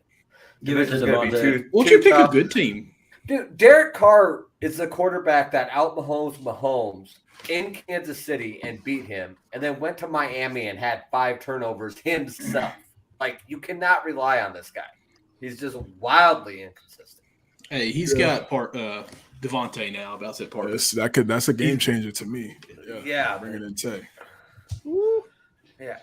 How do you beat Kansas City at home and then have 5 turnovers against Miami? You celebrate winning span. that big game. That's brutal. You get on cloud Winners 9, don't do that, Michael. and you forget to get off of that high. No. A lot of questions happen. For me, I'm going to go with Stafford. I think he's going to win MVP this year. I think he's front runner for that. LA, after winning the Super Bowl, adding to what he's got now, he's frontline headlines, and you got to be in the news. I think Stafford's definitely going to be in that. If I'm going to go with the sleeper, you all might hate me for saying this, especially since I'm a Cowboys fan, but I'm okay with saying Hurts. No, saying Hurts. Oh, okay. Y'all thought, no, not that. Going against my team, guys. Not mid Prescott. No, you know what? I like Michael's strategy, going like opposite of the Cowboys. Not praising like he's praying all the players in this division because that could throw some bad luck on their end. I see what Michael's doing. He's playing the long game. He's talking up Jalen Hurts. Believe those teams are really good. It's whenever the Cowboys lose, when we beat them. There's a reason we lost, man. Those teams were legit. But for real, I mean, it hurts.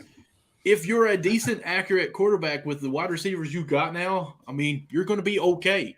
Plus, he's mobile. I mean, he can move around. Like, I know I talked about not really having a straight-up running back, but I think don't say that I'm saying these two are the same, but he can be Lamar-esque in the backfield if he wants to be as far as running out, making his own yards as a running back that way. Josh a little bit. His mouth a little bit. I don't know if you saw that. I didn't say like Lamar. I'm just saying like he can open up the field quite a bit with that. And I just think, I mean, a few games they go their way. I mean, he makes some. They're talking about his workout that he's done has been different and more mobile with his whole body with his workout, and is actually they're saying is relating to him being more accurate during the preseason or off season or spring training and all this. Well, not spring training, it's baseball, but preseason games and everything like that. So they're actually kind of hyping him up a little bit. So if we're going with a sleepers, I'm going to say Hurts. Why not?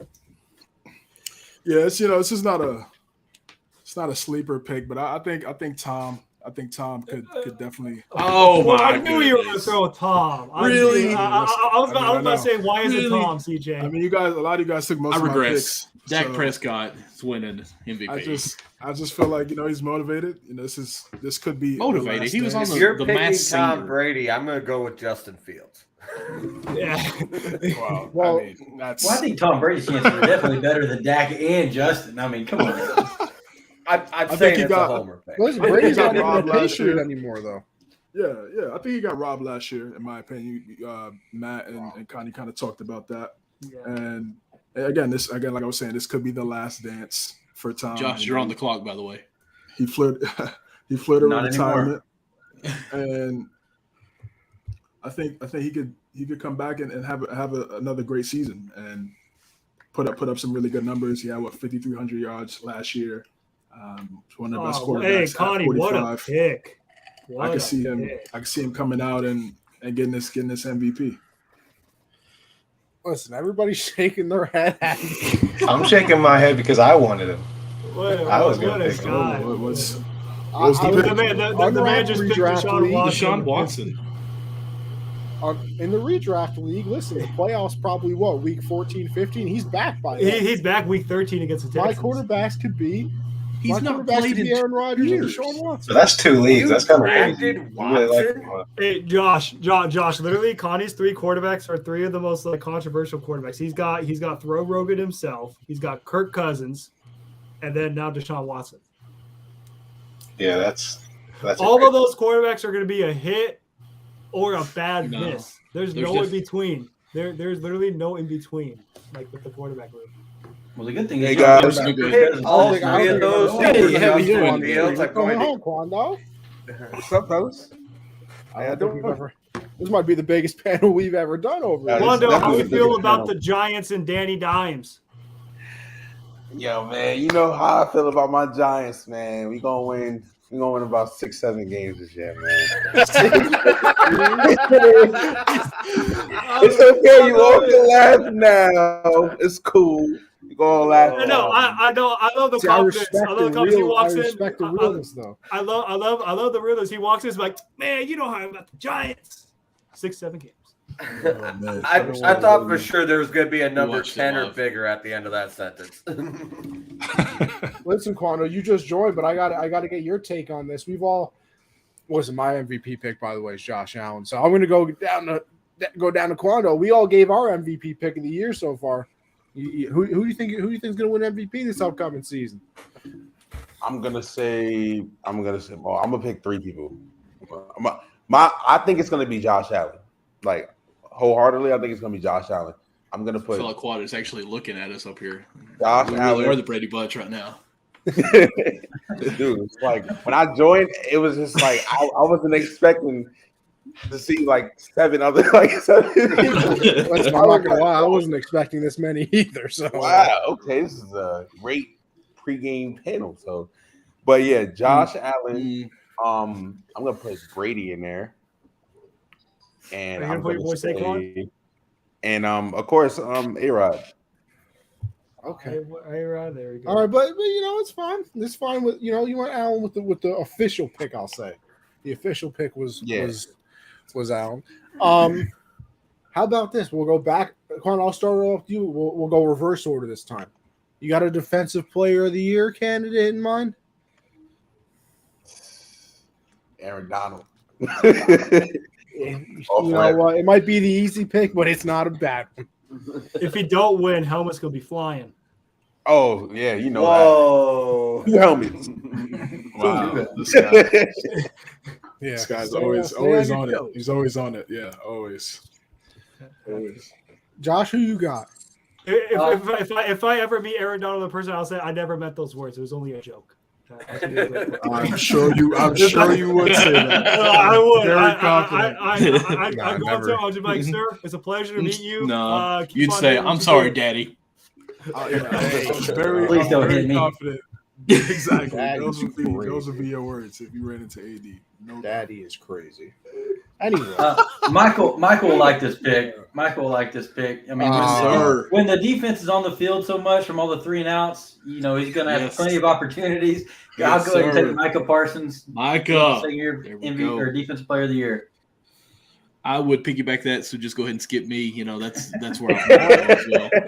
For all the same reasons he just said too.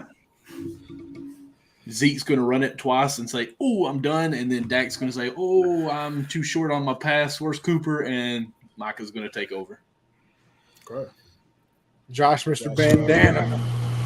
Yeah, I think Myles Garrett is due. He's had some monster seasons back to back. I think there's going to be a lot of eyes on Cleveland late in the season. He's probably going to have a strong finish this season. I think he's going to get his first. Okay. I don't disagree. I'm not mad at that one. It's It's like one you don't expect, but then you hear it and you're like, you know what? That makes a lot of sense. Mm-hmm. Smart. Look at you, Josh. Smart guy. That's why we have a show together. That's why. Yeah, that was a good pick. I'm gonna go with Aaron Donald. I think it's his to lose. I think he's pretty much the front runner to win Defensive Player of the Year. Josh made a great point with Myles Garrett. He is due for one, but I just don't think it's going to be it. I think they might look at Defensive Player of the Year. Maybe they might look at the record and say, hey, Myles, your team only has like 7 wins, but the Rams are like the best in the NFC. So Defensive Player of the Year, we got to go with whoever's the best of the best, and that's what I think is going to be for Aaron Donald. Now, do I think anybody will come close to the sack record that T.J. Watt almost broke? No, I don't think there'll be a defensive player that'll get like 22, almost 23 sacks. But I do think Donald will. I think what might be interesting is I think Donald might win Defensive Player of the Year, and then we'll just retire after the season. He thought about it this year, then they gave him a new contract. He said, yeah, I like making millions, by the way. Never mind. How many years was it, by the way? What was that? How many years was the extension? Wasn't it like 2 or 3 years? Like 2 years, right? 2, 3 years. I thought it was 2. Yeah, 2. As long as he wants. Yeah, right. Pretty much. Just give him a blank check and tell him what you want. Yeah. Dude is how old? 31, 32? Yeah, 31. Probably already he might already be the GOAT defensive tackle, so. The only thing he was missing was the Super Bowl, and now he's got it. So, I mean, he's just playing for fun at this point. It's good to go. He's ready to go. Gary, who you got? Defensive Player of the Year. Why is it Con Smith? He's playing for a contract. He's the centerpiece of this Bears defense. He's going to anchor it down. 15 sacks. He's going to be the man. He's going to be the man in Chicago, put together an MVP campaign this year. Wow. Okay. Who? Okay. Roquan Smith. I like that. I do like that, though. Hey, you should go ahead and put $5 on that bet. That's plus 6,000, $305 right there. I mean, hey. At that, listen, I got a 13-cent parlay. Already got it on there. What are you talking about? I got a 13-cent. I have not made any player bets yet. I do have the Bears on. I do have the Bears to go over 500 and over 7.5. So I got my 13-cent 16-game parlay week 1, baby. If I win, nobody's getting money, but you guys can all congratulate me. I missed one of those by 1 game because undefeated Cowboys went to Cleveland and lost. Week 1 of the NFL season a couple years ago, all my games hit, and the one game that lost was the Eagle game, and they were up 14. No, they were up 17 at halftime. Didn't you hate the Eagles for multiple weeks? And then I bet the Eagles again later on in the season. That was the game Nelson Aguilar dropped the touchdown pass against the Falcons. So did you ever catch anything? No, well, I mean, he did in Oakland. Yeah, he was pretty good. He did with the Raiders. Listen, they can take him back. They can take him back. Yeah. They can definitely take him back. Oh, yes. I got a catch to get paid. Okay, got it. Man, it's absolutely. Michael, you got Parsons for DPOY. I mean, I'm going to be a little upset that if no one picks Watt here. I mean, he played great last year, set out a couple of games because of injury. I think he missed 2 games and still was in a front runner for MVP. But, yeah, I mean, I want to go with Parsons here, but he's an honorable mention that's not even been mentioned, guys. But carry on. Yeah, I'm going to go with Joey Bosa. I think, it's a division where it's a bunch of quarterbacks. You need a guy that could get to the quarterback. You got Khalil Mack on that other side, so that definitely should free up some more one-on-ones for Bosa this year. Brandon Staley's a defensive-minded head coach. I like if he could stay healthy. I think he could definitely have a big year. I'm gonna go with Joey Bosa for getting that defensive player of the year. So I'm gonna definitely try to put a couple $. On that. And he's paired up with Khalil Mack too. So if Khalil's on a double team, CJ, I'm gonna go same team as you, different player, and I'm gonna go with Derwin James. Nice. Nice. Because first of all, I thought you were gonna go with your boy J.C. Jackson. No, hell no. This is kind of a selfish pick for me though, because there is almost nothing, and I said this yesterday with Josh, of course. Like besides the Patriots doing good and like overall just a fun NFL season, because listen, when the NFL's good, life is usually good. The one thing I really want is a healthy Derwin James season. Because when he is on the field, the man is an absolute menace to society. He's unbelievable. I mean, I think that the QBR drops like 20 points. Yards per play drops about 2 or 3. If you remember that game against the Chiefs in overtime, first half of the game, Travis Kelce didn't even know who he was. A milk carton. Second half of the game in overtime, man takes over, wins, scores the game-winning touchdown because Derwin James got a little banged up in that one. So and on that Kelce overtime touchdown, he literally ran through every single player on that Chargers defense. You saw like 5 or 6 guys swarmed on him, and he literally zigzagged through and scored a touchdown. Yeah, he literally sunned the Chargers defense on site. So while I think it is I like the pick as a whole, but I am also, like I said, 100% selfishly hoping because I just want to see the guy healthy the entire season. He's fun as hell to watch. Also, saw him on McAfee today. Big Madden guy. Speaking, you know what? I need to do a personal thing here. This guy, CJ, texted me today. Said, yo, you got Madden? I said, no, I don't know. This man won a Madden giveaway for Xbox. Send me the code. Round of applause for CJ. Whoa, what? Good guy. I said round of applause. I want to see some hands. Michael.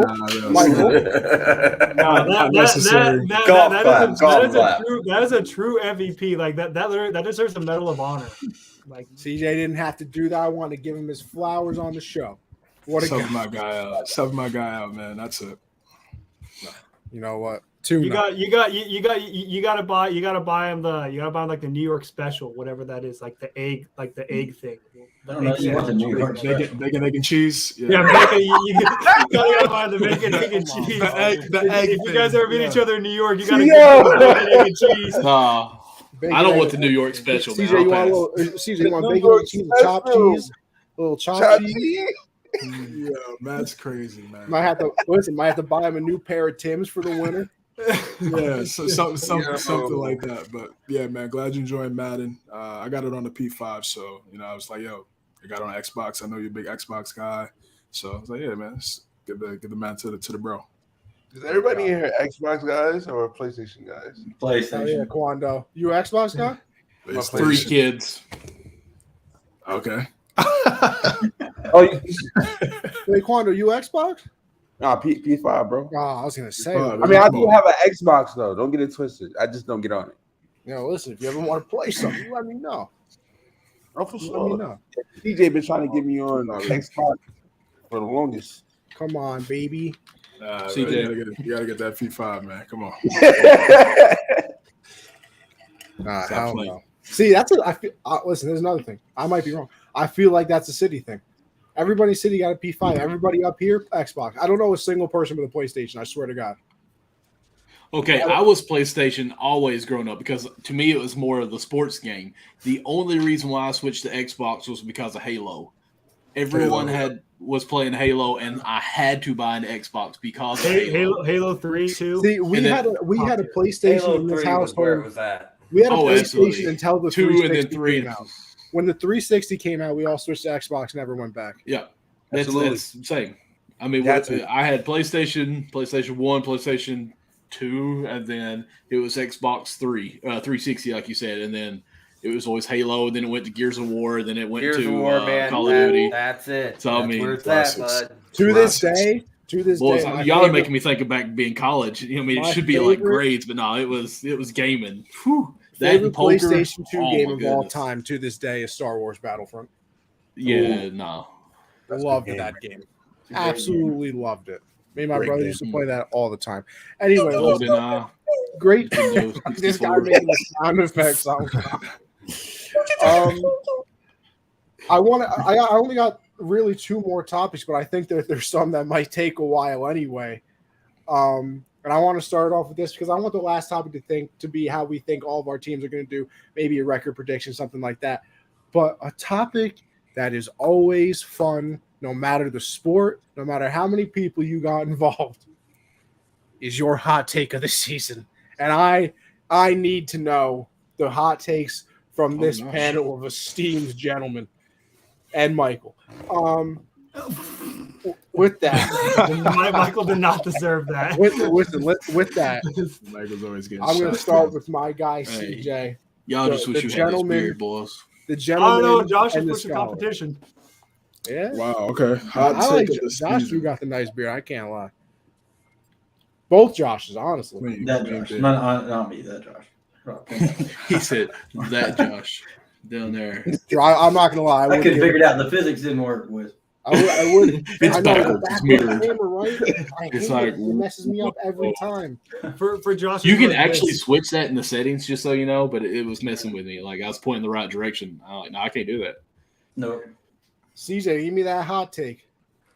Man, putting me on the spot. I think hot take of the season. And you can't say Geno Smith MVP because that's mine. Yeah, that's Michael's apparently. Yo.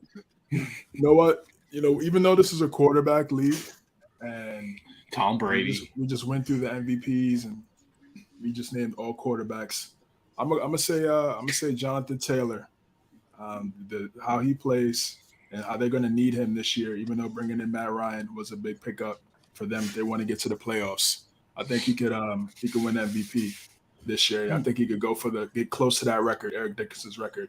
I think he'll match AP's record. Being 9 yards short this year. That's my hot take. Okay, Michael?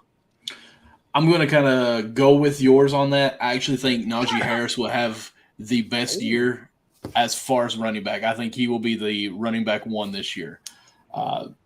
There's just not been a running back repeat to be the number one. I have Jonathan Taylor in one of my keeper leagues, and I'm actually been trying to trade him for Najee. I just feel like the offense that they're going to have, especially in PPRs, because they don't have the best line, but yet Najee still produced a lot last year.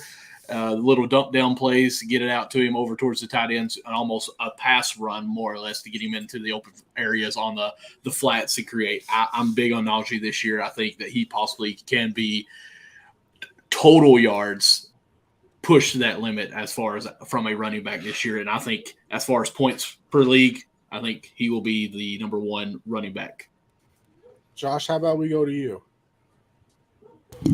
I want to stay with the running back train, but I don't think it's a hot take to say CMC, is the best back in the league. Because he's been hurt the last. If he doesn't get hurt, that's a hot take. He plays the whole year. Like I think he still has the production and the volume of touches, but stays healthy. Like I don't really got a hot take other than that. So I guess CMC keeps the same volume, but finds a way to avoid those little injuries that take him out every year.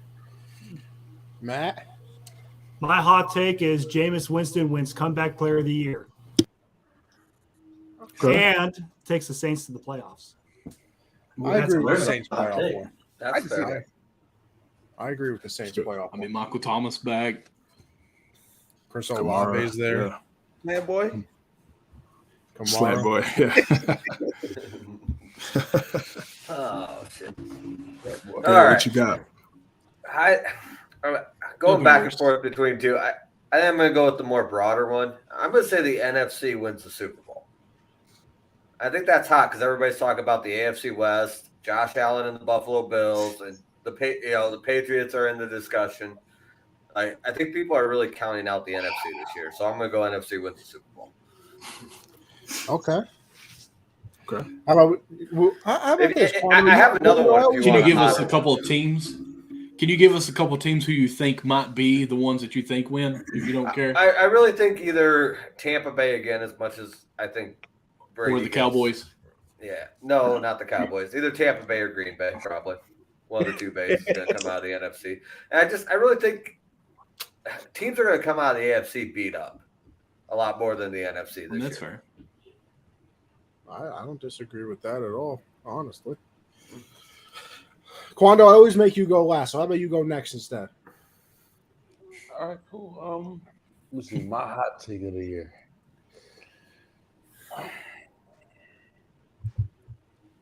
My hot take of the year. Of course, it's going to be something to do with the Giants. Of course, it could be Saquon staying healthy. You can pull it a is. I say Saquon. No, I need to hear a Danny Dimes hot take. That's He what doesn't I want finish to his see. Danny Dimes is cut before the end of the year. You want a Danny Dimes hot Thank take? you. I give you a Danny Dimes Dimes hot makes it past the 20-yard line without falling. I feel like, all right, Daniel Jones will have less than 15 picks this year. I mean, honestly, is that because he's benched or because he's doing good? It doesn't matter. He just won't get Yes. Either way. Hey, don't bog the man down with specifics. He said less than Too 15 many picks. questions. That's what Too we got many to stick questions. with. Well, You asked for a hot take, not follow-ups. Danny Dimes or I'm going to say Saquon has at least 1,500 all-purpose yards this year. Ooh. Coming back. Okay. Okay. All-purpose, I think yeah, Saquon's between done. rushing and receiving. Yeah, total yards. Yep. Like, that's fair. Josh, is all you. You can, me down here. I'm going to go with the Detroit Lions finish 500 or better. Oh, God, I hope so. Ooh. You know what? We forgot to say, Ooh. by the way, Hard Knocks, greatest season of Hard Knocks ever. Motor City, Dan Campbell. Malcolm Rodriguez, kid from OSU. We talked about that, Anthony. We talked about that, right? How this year's Hard Knocks. It looked like it was going to be good. All because of Motor City. Yo, What makes you think that though, Josh? Because I want to agree with you, just because I don't want TC fired out here. Well, they were so close in so many of those games last year. I mean, they weren't losing. They weren't getting blown out every week. I mean, they lost to the Ravens because Justin Tucker decided to kick a historic field goal. I mean, they lost a lot of close games. So I think that Dan Campbell's going to be on the other side of that this time. Another year in the system. Defense got a little bit better. Offense is going to be better. DeAndre Swift another year in. He's a little bit healthier. Got the groin healthy. I think Amon-Ra is going to take a step forward. Jamison Williams, once he comes back mid-season, I think he's going to look good. I got a lot of hope for the Lions. I think that if they don't, there's just going to be another year of really close games that's just going to make Dan Campbell cry again, and then I'll cry again. Perry pulling up with the hot take. Jets with 8 wins. Ooh. That's flaming hot. Hey, somebody save that so we can send it to freezing cold takes after this. It's on the YouTube video forever now. Listen, my hot take. Perry, be more specific. Is that this year or is that a 5-year span? Or is that over the next 3 seasons? Like, yeah. We need to know more what you mean on there.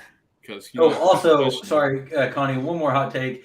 As you boys in the Unwrapped redraft league already see, I'm the highest projected week 1. So let's go ahead and I don't even know if it's a hot take, but I'm gonna go ahead and win this Unwrapped redraft league. Now you can go. Listen, thanks for the permission. Okay. I appreciate it. Josh, do you know who won it last year? Just, I mean, you think Geno Smith? I don't care. Don't recall. Do y'all remember who won it last year? Go ahead. This guy. Yeah, listen. All I'm saying is I got Cooper Kupp and Devontae Adams. No, so all I know is I'm primed for the playoffs with a grade A on my team. I got Cooper Kupp and Devontae. I'm feeling great about myself. Listen, my hot take.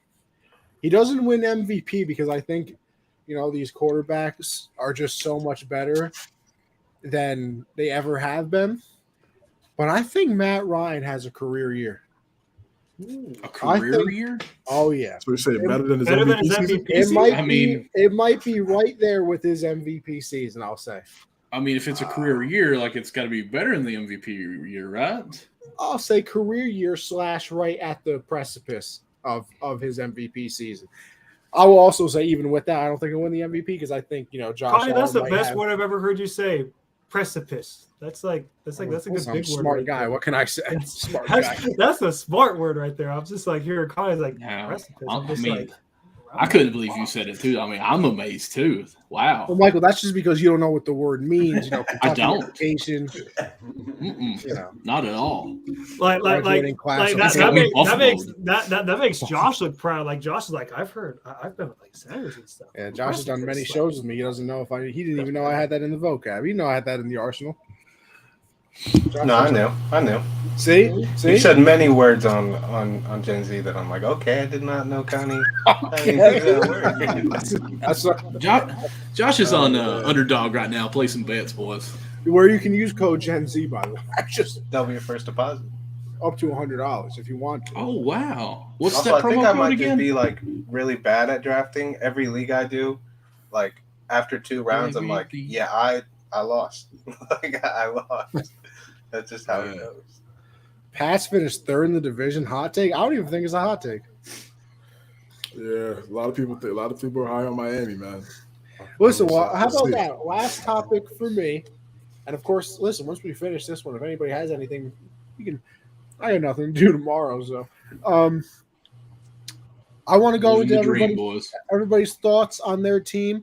I guess I'll start it out. Me and CJ have gone back and forth on this all season. I want to hear the overreactor and Connie and the mellow guy. Yeah, CJ's always mellow. I'm always, you know. After one bad game, I hear Connie in the comment section say Mac built like the Lego man, and then they make the playoffs. It's like, hey, this Mac guy ain't that bad. Listen, you know, some would call me pessimistic. Some would. Want to go first? I'll go. I've gone back and forth on this. I started out at about 7-10 when the schedule originally came out. Then the news got worse that it was Matt Patricia or Joe Judge, and well, then I really wanted to cry myself to sleep. I still don't know our corners. Our wide receiver, Sean Wade. Our wide receiver is the 3rd most expensive in the league, and they're absolutely mid. I shouldn't even say mid. Bottom 20 in the league. And in our final preseason game, it got locked up by the Raiders' 2nd and 3rd string. With all that being said, pull up Perry's comment on the bottom. Yeah, this is true, Michael. You can't speak for Cowboys. You can talk Steelers. With your terrible towel. Wasn't that Alex that said yes, Alex towel? Gifted Michael a terrible towel. Wow. I've gone back and forth. I got all the way up to 9-8. CJ convinced me at one point. Connie, that's gonna be your new code word. I've gone back and forth. I'm going 8-9. 8-9. I think we finish under 500.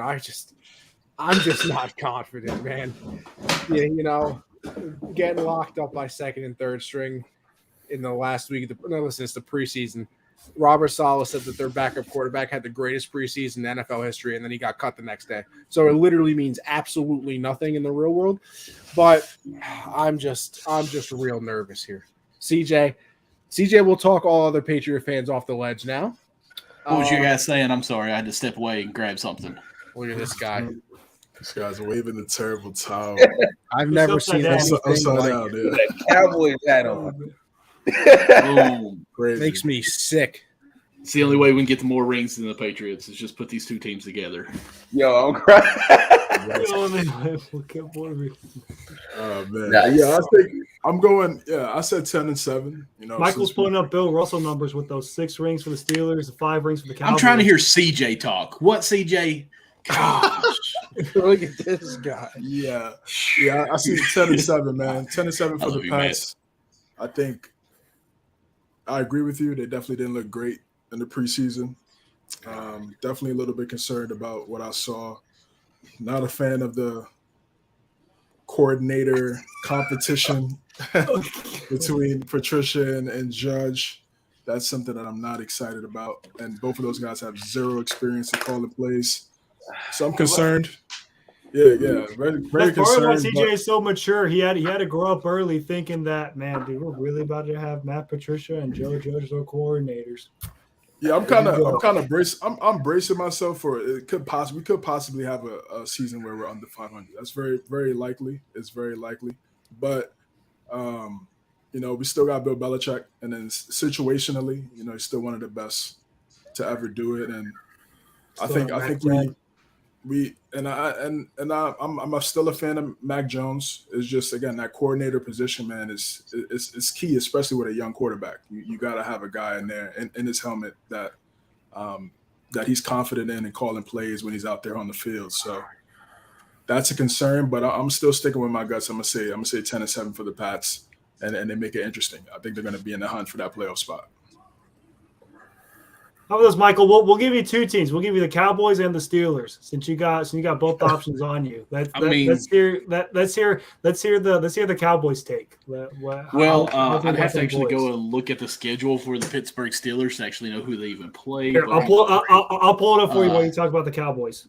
But the Cowboys, I'm going to go with a solid 11-6 record. I think that gives them a couple games that are iffy back and forth. I do think that there's a higher ceiling that they could be at, but I also see a couple games that they could actually still lose on there. The Giants, I've got them beating both of them, but that being a rival game, you never know. It's always going to be a tough game, which is crazy because the Giants are the Giants. It's conference. We always play them rough. So with that being said, I've got them 11-6. 11-6. All right, and then for the Steelers, you got the Bengals on the road, the Patriots at home, at the Browns, home against the Jets, at the Bills, home against the Bucks, at the Dolphins, at the Eagles, bye week, home against the Saints, home against the Bengals, at the Colts. I think they're a 9 or 10. I've already looked it up, Matt. Oh, I would say they are probably maybe a 10 at the most. I'm going to say a 9 to possibly 10. For the Steelers? For the Steelers. What? Let's go back to the hot take segment. Mitch Trubisky. Mike Tomlin has never had a below 500 record since 2003. This is the first year. Now, with that, that's a losing record. Really, that's them beating. If he wins 9 games, it'll keep his 500 streak. They're not winning 9. How is 10 games a losing record?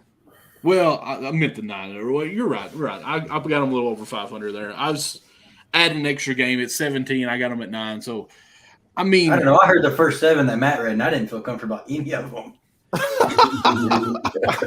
Do you think they beat? I think they beat Cleveland. I think they beat the Jets. I don't know. I think they beat Miami. Don't sleep on Jacoby Brissett. Jacoby Brissett ain't bad. Is he the best? No. Oh, I like Brissett. Actually, that was my last pick, and I put him in the starting lineup over Geno MVP. But you know what? How are you gonna say Geno for MVP and then start Jacoby Brissett? Listen, I'm going to bring him in second week. Okay, you've got to get him first week in there. He's got to get acclimated in the system.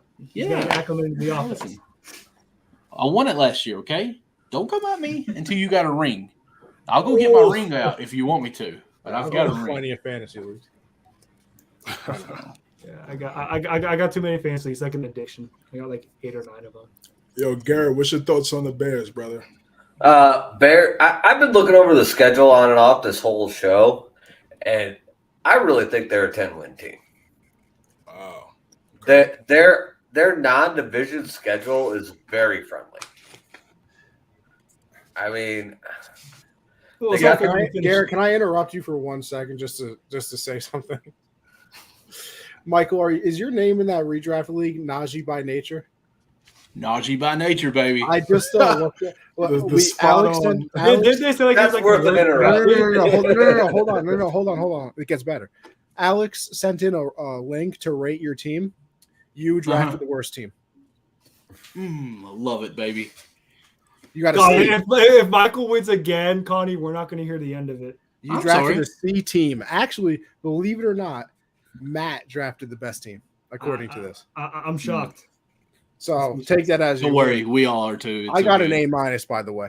Sorry, Garrett, back to you. I just had to let Michael know. That was well worth an interrupt. But you look at who they play outside of the division. They got the Texans, the Giants, the Commanders, the Jets, the Eagles. They got a lot of very winnable games outside of the division. And I don't think this team is as bad as national media is making them out to be. I think the Bears could easily go 10-7, 9-8 at the worst. Okay. I mean, the division is going to be a little rough. I respect that. Worst case scenario, they're the same as the Lions were last year, where they're losing a lot of like 3-point and one touchdown, one field goal games. But yeah, I mean, even if they go 4-4 in the division, there are definitely 6 wins outside of the division. Okay. Listen, hold up. Perry, I'm looking over here at the comments. Like, you've been in like the last 15 comments. Why are you not in here and give us the perfect 9 here? Like, just join the show. You could join the show. Get on here. Yo, Perry, Matt, who's look at the Bears' schedule. Like, and where is Christian? He never showed up. Yeah, we didn't even get to hear from the defenders. Christian's fake confirmed. I mean, they have to play the Bills, which they'll probably lose, but they do have them at home late in the year. And other than that, their games that are not against division opponents are all winnable. And realistically winnable, not hopeful winnable. Like, the Bears can beat the Falcons. Oh, absolutely. Yeah, the Bears can beat the Jets. They could beat the Falcons. Yeah. The Bears can beat the Eagles, unless Jalen. I don't know about that one. I mean, that one's they could. That one's a little. We got to see if the Eagles are showing up first. If the Bears defense could contain Jalen Hurts, there's a possibility. Yeah. If Jalen Hurts is my MVP sleeper, then no. But if Jalen Hurts is last year, then yes, there's a possibility. And I mean, the Washington Commanders. I mean, that team's a shit show. They can beat the Commanders. They can beat the Cowboys on any given Sunday. Not on Pennsylvania Avenue. Definitely if it's playoffs. Oh, look at this. Is he in here? Oh, there he is. Oh, there he is. Yes. Now we are the Brady. How about them Cowboys? What's up, gang? What's up, gang? Oh, Perry, man, you got to get a headset, man. Yeah, Perry, what are we doing? We needed one Cowboy. Oh, Perry, what are you doing? You're looking like a rookie on here, man. What do we do? I had to mute you, Perry. That's how bad it is. You're killing the whole. Now I'm gonna. What are we doing? All right, here I'll throw in. Oh, look at this! You can still hear us. Perry, you don't got AirPods now, huh? All that LA money, you don't got AirPods? So everyone else mute themselves and let Perry give his take. And then I wasn't planning on coming. All right, I'll give the Green Bay Packer win. I've been watching way too much Office right now. I'm sorry, guys. What he said. I feel like for the Green Bay Packers, I feel like our win total is going to be anywhere from 11 to 13 games. I'd say anywhere in that formula, I think it's going to be a great success. 11 to 13 wins. Because you look at our schedule, week one against anywhere from 1 to 16 games. Oh, you know what? All right, because I mean, you look at our. I did bet the Packers over 10. That's a good bet. That's a moneymaker right there. Like if anything, I did bet the Packers. Oh, Harry, the echo is just toxic. Yeah, echo is toxic. Okay, but if you look at Green Bay's schedule, we only realistically have 4 tough games: the week 1 against the Vikings, week 3 against the Bucks, week 8 against the Bills, and then week 15 against the Rams. Besides that, all of Green Bay's other games very winnable. Very winnable. I don't think week 1 against the Vikings is a tough game. Well, I only say it's a tough game because I literally have no idea what this offense is going to be like besides Jones and Dillon. I honestly don't know what the hell this receiving core is going to look like. Because our number 1 receiver is Alan Lazard. Who might not play week 1. Exactly. Who might not even play week 1. So he didn't even know that. You saw that pause in his face? He didn't even know that. Yeah, I deadass had no idea he might not play week 1. Like straight up. Like Aaron Jones is going to be their leading receiver. That's my hot take. Hey, he might be. He might or be. Or even Dillon. Romeo Dobbs. Yeah. Romeo Dobbs to move on. I think realistically, the Packers have a legitimate shot to go 8-0 in the division. I genuinely think I say that has a Bears fan. Gonna be good. I'm serious. Yeah. That is definitely true. Like within our division, like we're easily gonna sweep the Lions unless if we decide not to play our starters week 18. We're gonna hate to say it, but I think always lose to the Vikings once every year. Yeah, that is true. That's the only team we're probably going to split. I just think that offense is going to be so high powered. I mean, the defense I can't speak to for the Vikings. I think is going to be a lot of high scoring games. But I mean, Kevin O'Connell there is true offense. And then whenever Green Bay plays the Bears, I hate to say it, but Roger said it last year. He owns the Bears. I mean, worst case scenario for the Packers is a split with the Bears, and that's worst case. Yeah, that is true. That's it's worst highly case, likely they're going to sweep. I think the Bears are going to be exciting this year, Garrett. Like, I don't mean to take away excitement or anything, because I do think they're going to be an exciting team to watch. I think Fields is going to grow. I do like the new regime. Just new people coming in there was clearly toxic before, and it's literally the same people with the first names but different last names. I love Mooney. I absolutely love Mooney. I think Komet's a gem too. I can't speak to their defense too much. Roquan is obviously not the captain there, to say the least. I just feel like they're gonna lose. There's gonna be, I think, very close to a Lions season last year. Not in regards to how many games they win, but in regards to it being very close games, quite a lot. You know what's funny is Garrett said that same thing word for word. Oh, really? I didn't even hear that. That's crazy. Oh, that was awesome. That was no. I mean, I genuinely, I think they're going to be in a lot more games than we think, but I think they're going to lose a lot of heartbreakers, and Garrett's going to be pissed. You know. I think it's going to be a good year for them. They're going to grow. You know, the year after with the new regime, year 2, I think you'd be feeling great.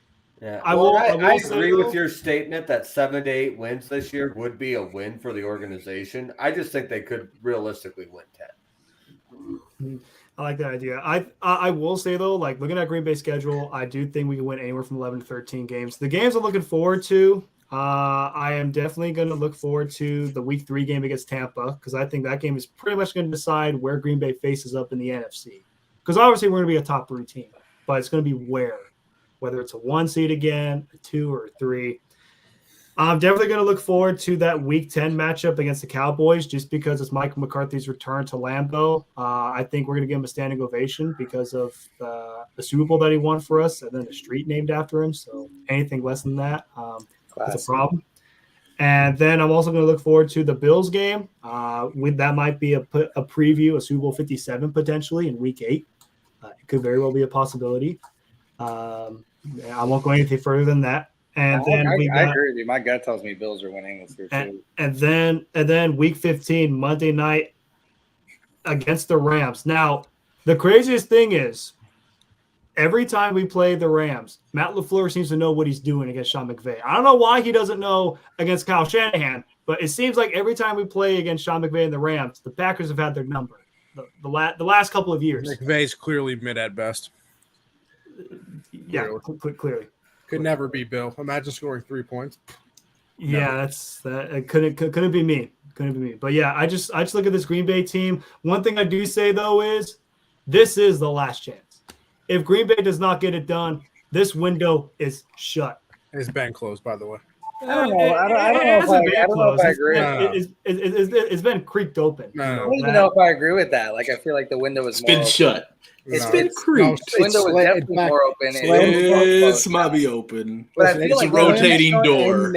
After a good offseason next year, considering Rodgers is presumably, I think they're going to be better in their window next year than they will be this year. Here's what I will say though: I do love our defense. I think our defense has the potential to be a top 10 defense. You look at like the edge rush that we got on there. We got some dogs out there. Like we got some dogs in our secondary. Jair Alexander, top 5 corner of the NFL. Our secondary is going to be, I think it's going to be up there. Like we got like the Green Bay defense. Don't be shocked as if they finish top 10 in the NFL for the defense. Like it's going to be there. And then also just free money if you want to bet the Packers to win the NFC North. It's just free money. As long as Rodgers is there, we'll own that division as long as we want. Listen, Perry, you joined late, so I'll have you give. Actually, I want to hear a few things from you. Actually, we're kind of in the middle of the whole what we think our team's going to do thing. But listen, you mentioned a nice little hot take down there about the Jets. If you want to maybe elaborate, I also need an MVP and a defensive player of the year, though. It's definitely not my bold prediction for the Jets. That's why I worded it as more so like a hot take. I really actually do think that their team has a ton of potential. Hot take, bold prediction, I think it has a ton of potential, if I'm being honest. It really just depends on how healthy Zach Wilson is and how quickly he progresses, not just with his injury, but just in general. Of course, it's his second year. But I think the Jets were a team that were in a lot more games than we expected last year and lost, a lot of those games. But I definitely think that I liked a lot of their offseason moves. Obviously, Mekhi Becton went down, but they signed Dwan Brown. They went out and got Lincoln Tomlinson from 49ers, who had a Pro Bowl season. So I liked what they did with the O-line.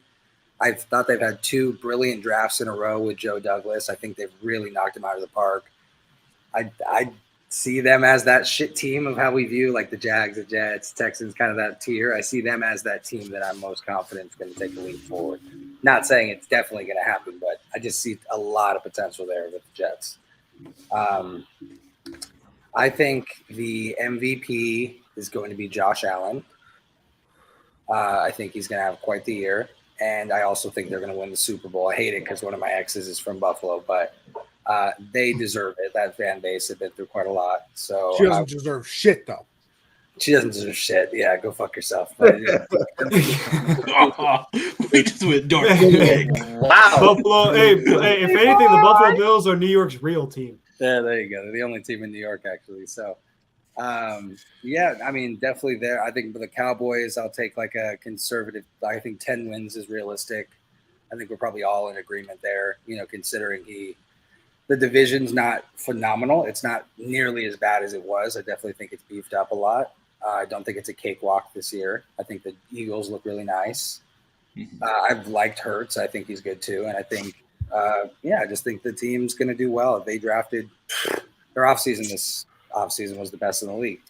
It's not even. I don't even want to hear a debate. Like it's just like whose was like the Grand Canyon Eagles.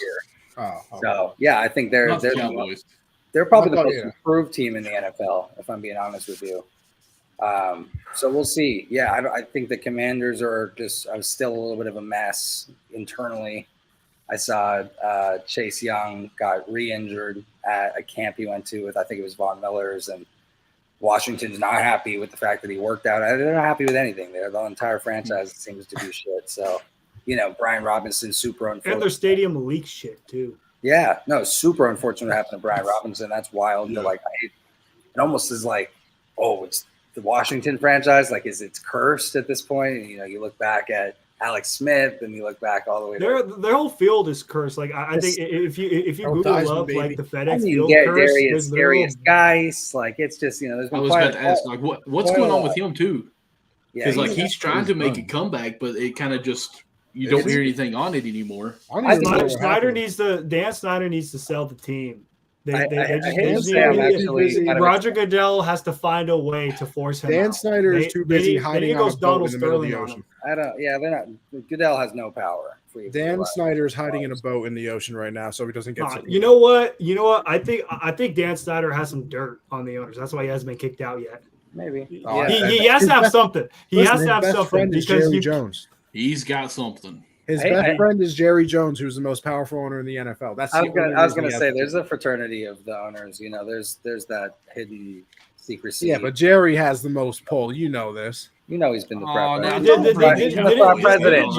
Didn't Jerry force the Rams to move from St. Louis to Los Angeles? I mean, I wouldn't bet. We could really do that. Best thing he's ever done for that franchise if it was him. Why would you want to be in St. Louis? I think overall, I think. All right, y'all are gonna make me go get my tinfoil. Let's go. we're a great team. It's gonna be good. I'm pumped. It's back. Thursday's great. So, I'm ready to rock. Josh, give me your Panthers though, and it's also your pick in our random league. Oh well, I'm not picking right now. I don't care, but I think there's a lot of factors that are going to go into this season. With another quarterback coming in, this is 4 straight years of a new starter, basically. So we'll have to see what Baker looks like. He looked really good in the preseason from the snaps he took. He had some really nice throws. Also, just going to come down to if CMC's healthy. Last year we were 3-0 and he's healthy. Then he gets injured, and Sam Darnold actually has to play like a quarterback, and the season fell apart. So we're gonna have to see how long CMC can stay healthy. If he's healthy all season, realistically, maybe 7 to 8 wins. We got a really tough, the division obviously is tough with Tom Brady there. We always usually split them with the Saints and split them with the Falcons some reason too. We also got to play the NFC West and the AFC North this year, so very tough schedule ahead for the season. And with a new quarterback in there, brand new offensive line, new offensive coordinator, just everything new. Basically, it's not looking great. Bad McAdoo as the OC. I think Baker's going to go off a little bit, to be honest. Oh, he's for sure going off week 1. Did you hear Josh's stat line that he gave for week 1? He said Baker Mayfield about to go 450 for 6 touchdowns. Honestly, the Brownies, why not? I wouldn't be Got shocked. a question for you, Josh. Passing the game. If CMC does go down, who will be the one that they fall on as the backup running back, Hubbard or Foreman? Isn't it Hubbard? It'll be by committee. It'll be, Hubbard so. will be the outside guy, and Foreman will be the guy that takes all the carries between the tackles. Okay. But I'm hoping the reason we got Foreman is so that CMC doesn't have to run between the tackles every time. Foreman was really nice for the Titans last year when Derrick Henry went down. So I'm hoping that's why we picked him up. But, Ben McAdoo is probably going to – first 15 plays probably all going to CMC. So, Michael, which one of those guys do you have on your fantasy team? Foreman. Okay, figures. There's always a handicap you got to go with somewhere. One league I have Hubbard. In this league, I went with Foreman because I was like, you know what? Let's just switch it up. I'll hit on one hopefully. Foreman's big as hell. He better be getting the goal line order too if CMC goes down. Yeah.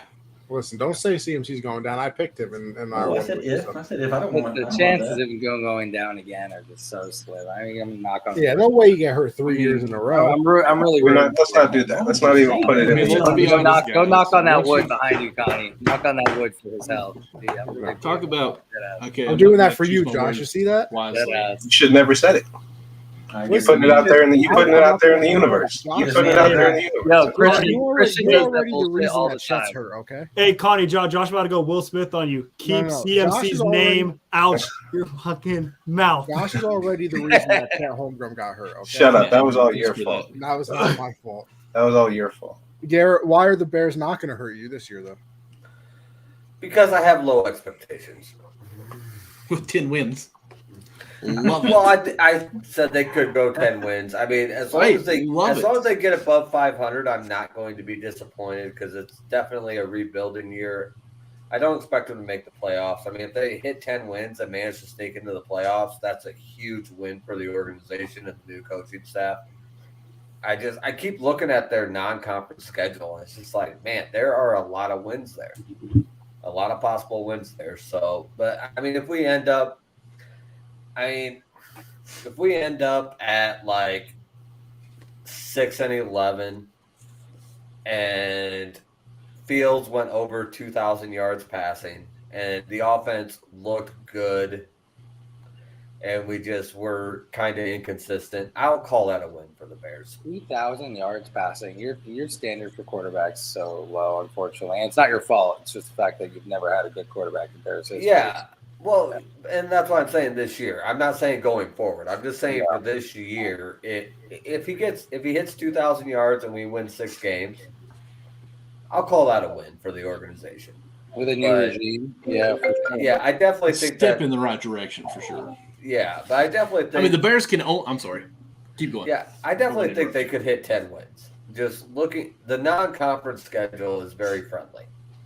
Hey, Garrett, out of all the teams that you follow, which ones do you have the lowest expectations for? The Raiders. Like if you had to do all of them, like Raiders. Cubs, Iowa, Bears. Out of all the ones with like either expectations or low expectations, where would you rank like your expectation levels? The Raiders have my second NFL team. I have the lowest expectations for because they're playing in the hardest division with the most inconsistent quarterback to ever play the game. I don't know. That's 7 points from Iowa in front of all those kids in the hospital was pretty sad. And no touchdowns. No touchdowns either. Did you see the headline from the Iowa City newspaper the following day? No, what was it? They the headline was Iowa victory, but they spelled it without any O's. And the little sub deal was no offense in sight. It was savage, and I loved it. I don't know why Petrus is still our quarterback. Like, I didn't know how do you score 7 points and not get a touchdown? Like, I understand a field goal, but how do you get two safeties? How do you let two safeties happen at one game? Because our defense outscored our offense and our special teams put together. No. All I know is if I'm the Iowa defense, I'm forcing the Iowa offense just to practice all week. I'm just like, I don't want to hear anything. We outscored you 4-3. I don't 100%. No, defense and special teams. I'm re-hitting up the transfer portal, like any y'all still there type of thing. Like the only thing that I have going for me on the Iowa front is Iowa tends to play to their opponent's level. Like, we're just a little bit worse. It's something that if you don't follow them closely, you aren't going to notice. But they'll beat South Dakota State in a 7-3 game where their offense didn't score a touchdown. And 6 weeks later, they'll play Ohio State and lose by 3 in a 45-48 game or something ridiculous like that. That is Iowa football right there. Yeah, they're weird like that. Like last year I remember watching. Last year Iowa was ranked number 2, and then they played Purdue, and then they just it's just they're Iowa special. Yeah, they're a really. It's hard sometimes watching them, but I mean, I fully expect them to go into Iowa State and win by like 14 points next week. Josh, because that's just what Iowa does. Josh, look like shit against a D2 team and then win by 14 against a D1. Perry had that look up there. Does that? That look kind of nice. We got two. Dude, and you got the Cowboys hat on too. It's so you.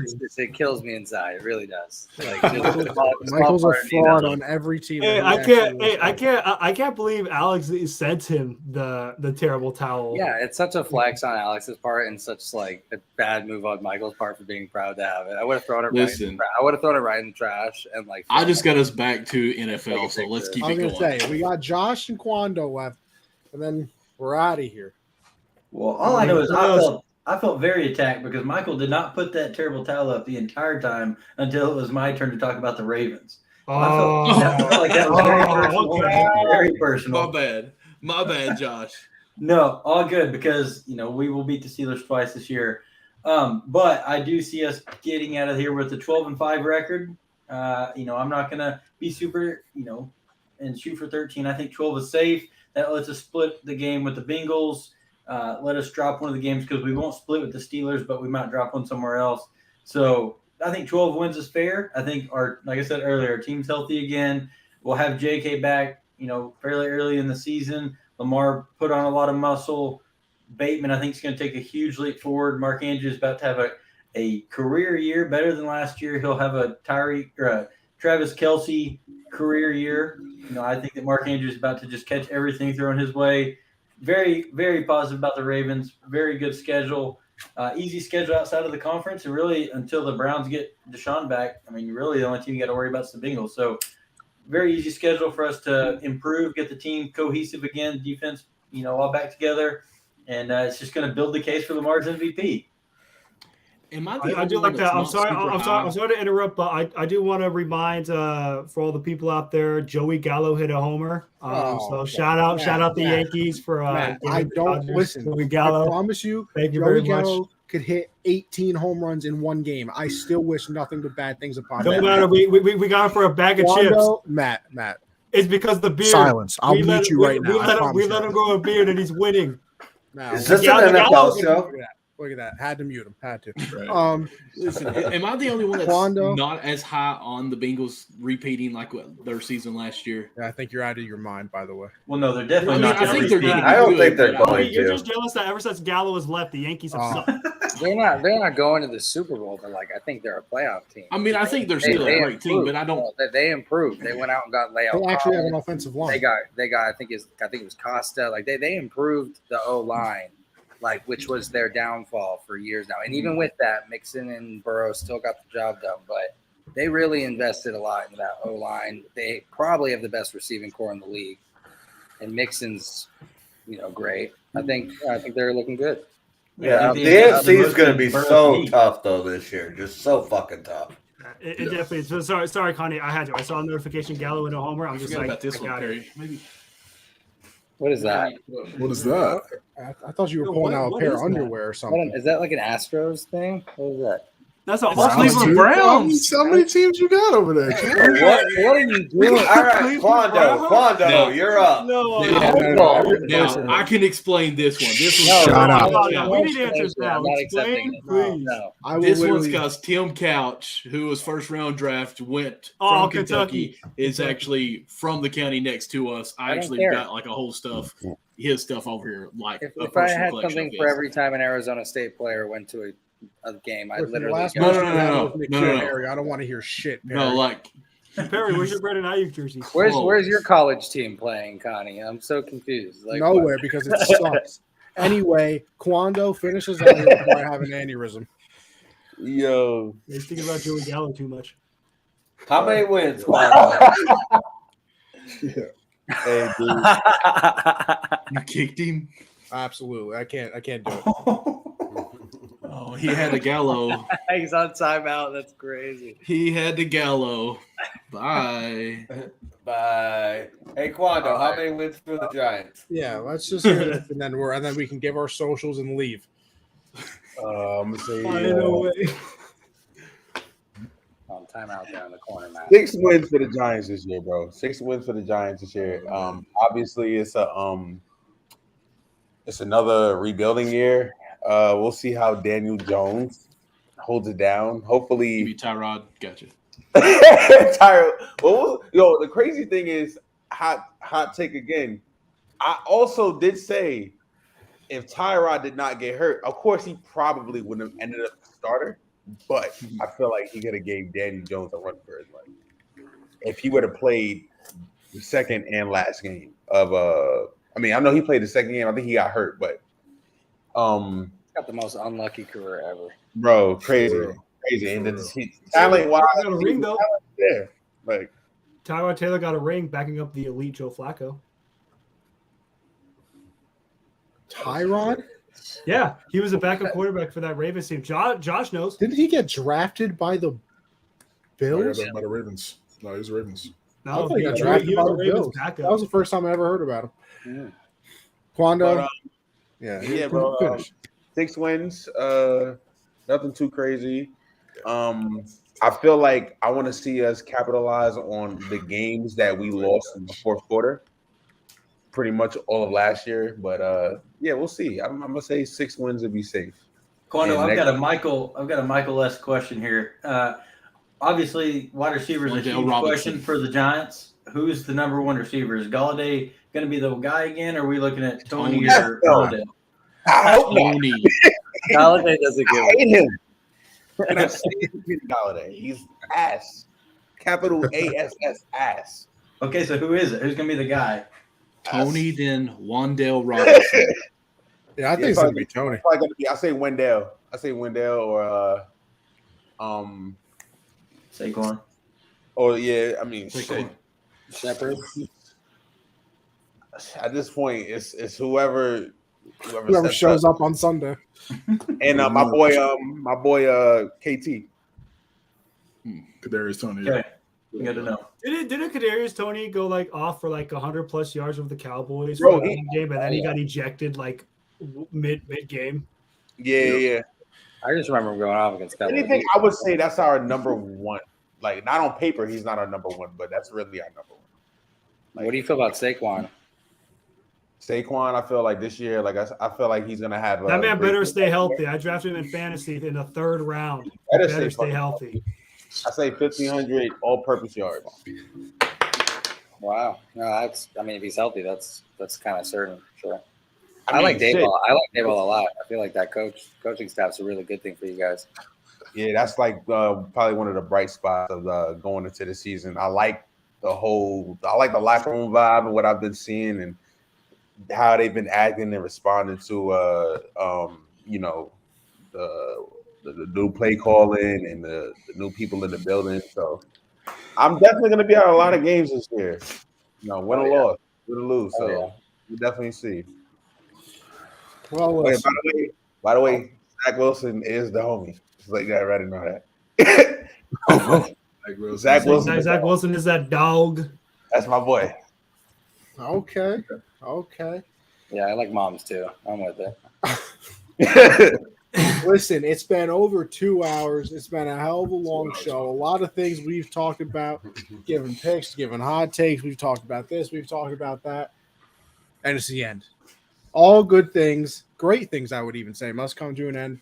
I'll start from the bottom. We'll go from the top. Matt, if you say anything about your socials and thanks for being here, I'm literally removing you again. No. I let it all out already. It's all good. It's a pleasure. So it's a pleasure being on. It's a pleasure being on the hard count. Always good to talk football. Can't wait for Thursday Night Football in 2 days. Twitter handle is down below at Matt_Skura. Go give it a follow. Instagram is at Matt_Skura21. Go give that a follow as well. In both of those bios, you get access to my link tree that I do a sports podcast. Me and Caleb Connie do called MCS Real Sports Podcast. Talk all things NBA and NFL related. You name it, it's available everywhere. Spotify, Apple Podcasts, iHeartRadio, Anchor, you name it. It's there everywhere. And as always, it is a pleasure to be on the hard count. And I cannot wait for Thursday Night Football. And I cannot wait to talk about Joey Gallo's success on Backstop Banner on one of the Thursdays. Anyway. Did you kick him or did he I thought he punished himself, so I know Connie's coming at me. I'm just getting out of here. Like a dog. Quando, tell the people where they can find you. Yes, sir. You guys can find me at my handles right here, Instagram or Twitter. I appreciate you guys having me on the hard count. It's always a pleasure coming up here talking sports with you guys. Just one sidebar real quick. I am actually starting up the first episode of my betting podcast tomorrow with CJ. I'm gonna be going over pretty much all the numbers and analytics for Thursday night's game and week 1 game. So if y'all like to win money, fuck me. Simple. But yeah, just to keep it simple and short. But yeah, tomorrow I'll be sending out the link to CJ. I guess he could it'll be on my Twitter too. Whoever doesn't follow me on Twitter, please follow me on Twitter. I'm trying to get that. Trying to get that bag on Twitter. Yes, sir. Yes, sir. Josh? Well, first I'll start off by saying, CJ, thanks for so much for having me on your show. Connie, it's good to see you. Who's the one that texted you? Make sure you were coming. And I get this. Hey, Josh, how are we feeling about those Orioles? You can find me for the playoff push. No, you can find me on Twitter at JKeaton22. The handle is down here at JKeaton22. I run a podcast with my boy Kyler and Cole. It's at Burst Your Bubble at Sports BYBB. Go check out Burst Your Bubble, putting out great content, great episodes. Appreciate all the interaction for Burst Your Bubble. Biggest advice I can give: don't start any Thursday night fantasy players in your flex. With that, thank you boys for having me. Look forward to the football season. It's going to be great. Josh 2.0, or my Josh, honestly. Whoa, my co-host. I was gonna say that might be a little disrespectful. That's my guy, right co-host there. Josh 2.0. Josh is my guy, first ever podcast co-host. Yeah, appreciate you guys having me on here. It was a lot of fun. Follow me on Twitter at Jolin_4. Make sure you head over to Underdog. Use code Gen Z. They'll be your first deposit. And tune in Generational Sports Monday, 7 Eastern. Sir. Keep. There you go, boss. Thank you all for tuning in, of course, and showing everyone support here. I more so want everyone to go follow everyone around me. All their ads, definitely around him, literally. Like and subscribe. I'm Brady Bunch today, but like and subscribe on the Unwrapped Sports YouTube. And definitely keep really supporting everyone in here. That's all I can ask of you guys. So you see my first and last name is my stuff on everything. So if you want to follow me, feel free. But more so importantly, go follow Unwrapped Sports. Follow these guys. Quando, thanks personally for coming on the show quite often. It's great to see you being a friend of the network. If you ever want to join, go through CJ, feel free. I would love to hear his daily Giant hot takes. Regardless, no need for you if you don't want to. I'm just appreciative of you. Oh no, bro. I'm with soul, so with all the love, bro. For sure. Yeah. Awesome. You don't always have to talk with Matt. We'll let you up front with that. So that's it. NFL's back, baby. Let's get it. Let's get it. Garrett, it's all you. All right, and I am Garrett from Iowa. You can follow me on TikTok and Twitter at Garrett from Iowa. And also follow at Unwrapped Sports for all the good stuff on Twitter. Shout out to everybody that showed on. Quando, it was great to meet you. Glad to be on the show with you. And get on that gambling stuff. Let's go. Make some money. Let's get this money. Oh, yeah. Michael, come on. You can follow me at MDLawson00. That's pretty much any social media I have out there. In the bio is my link tree that has everything that I got going on with Unwrapped Sports, everything else.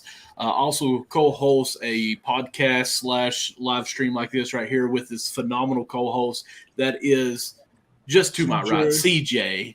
And, of course, Nick, who's not on here. It's Count the Bucket on Sundays at 9 p.m. Eastern Time on Sundays. Again, follow the podcast. It's on iHeartRadio. It's on Apple Pod. It's on Spotify, everything of that. Do all that 9 yards. Also got a podcast Thursday at 9 p.m. Eastern Time. Hit and miss with this, mediocre co-host, Anthony Conover over there, where we pretty much do what we just did today. That guy. We have a good time and have a good time talking baseball. Sometimes Matt gets on here and comes at us, both of us, and we have a good time. So, yeah. Backstop Banter. I don't know if I said the name of it, but there we go. Yes, sir. Linktree.com/cjames9. You can find everything I'm working on. NFL, NBA, Guard Up Podcast.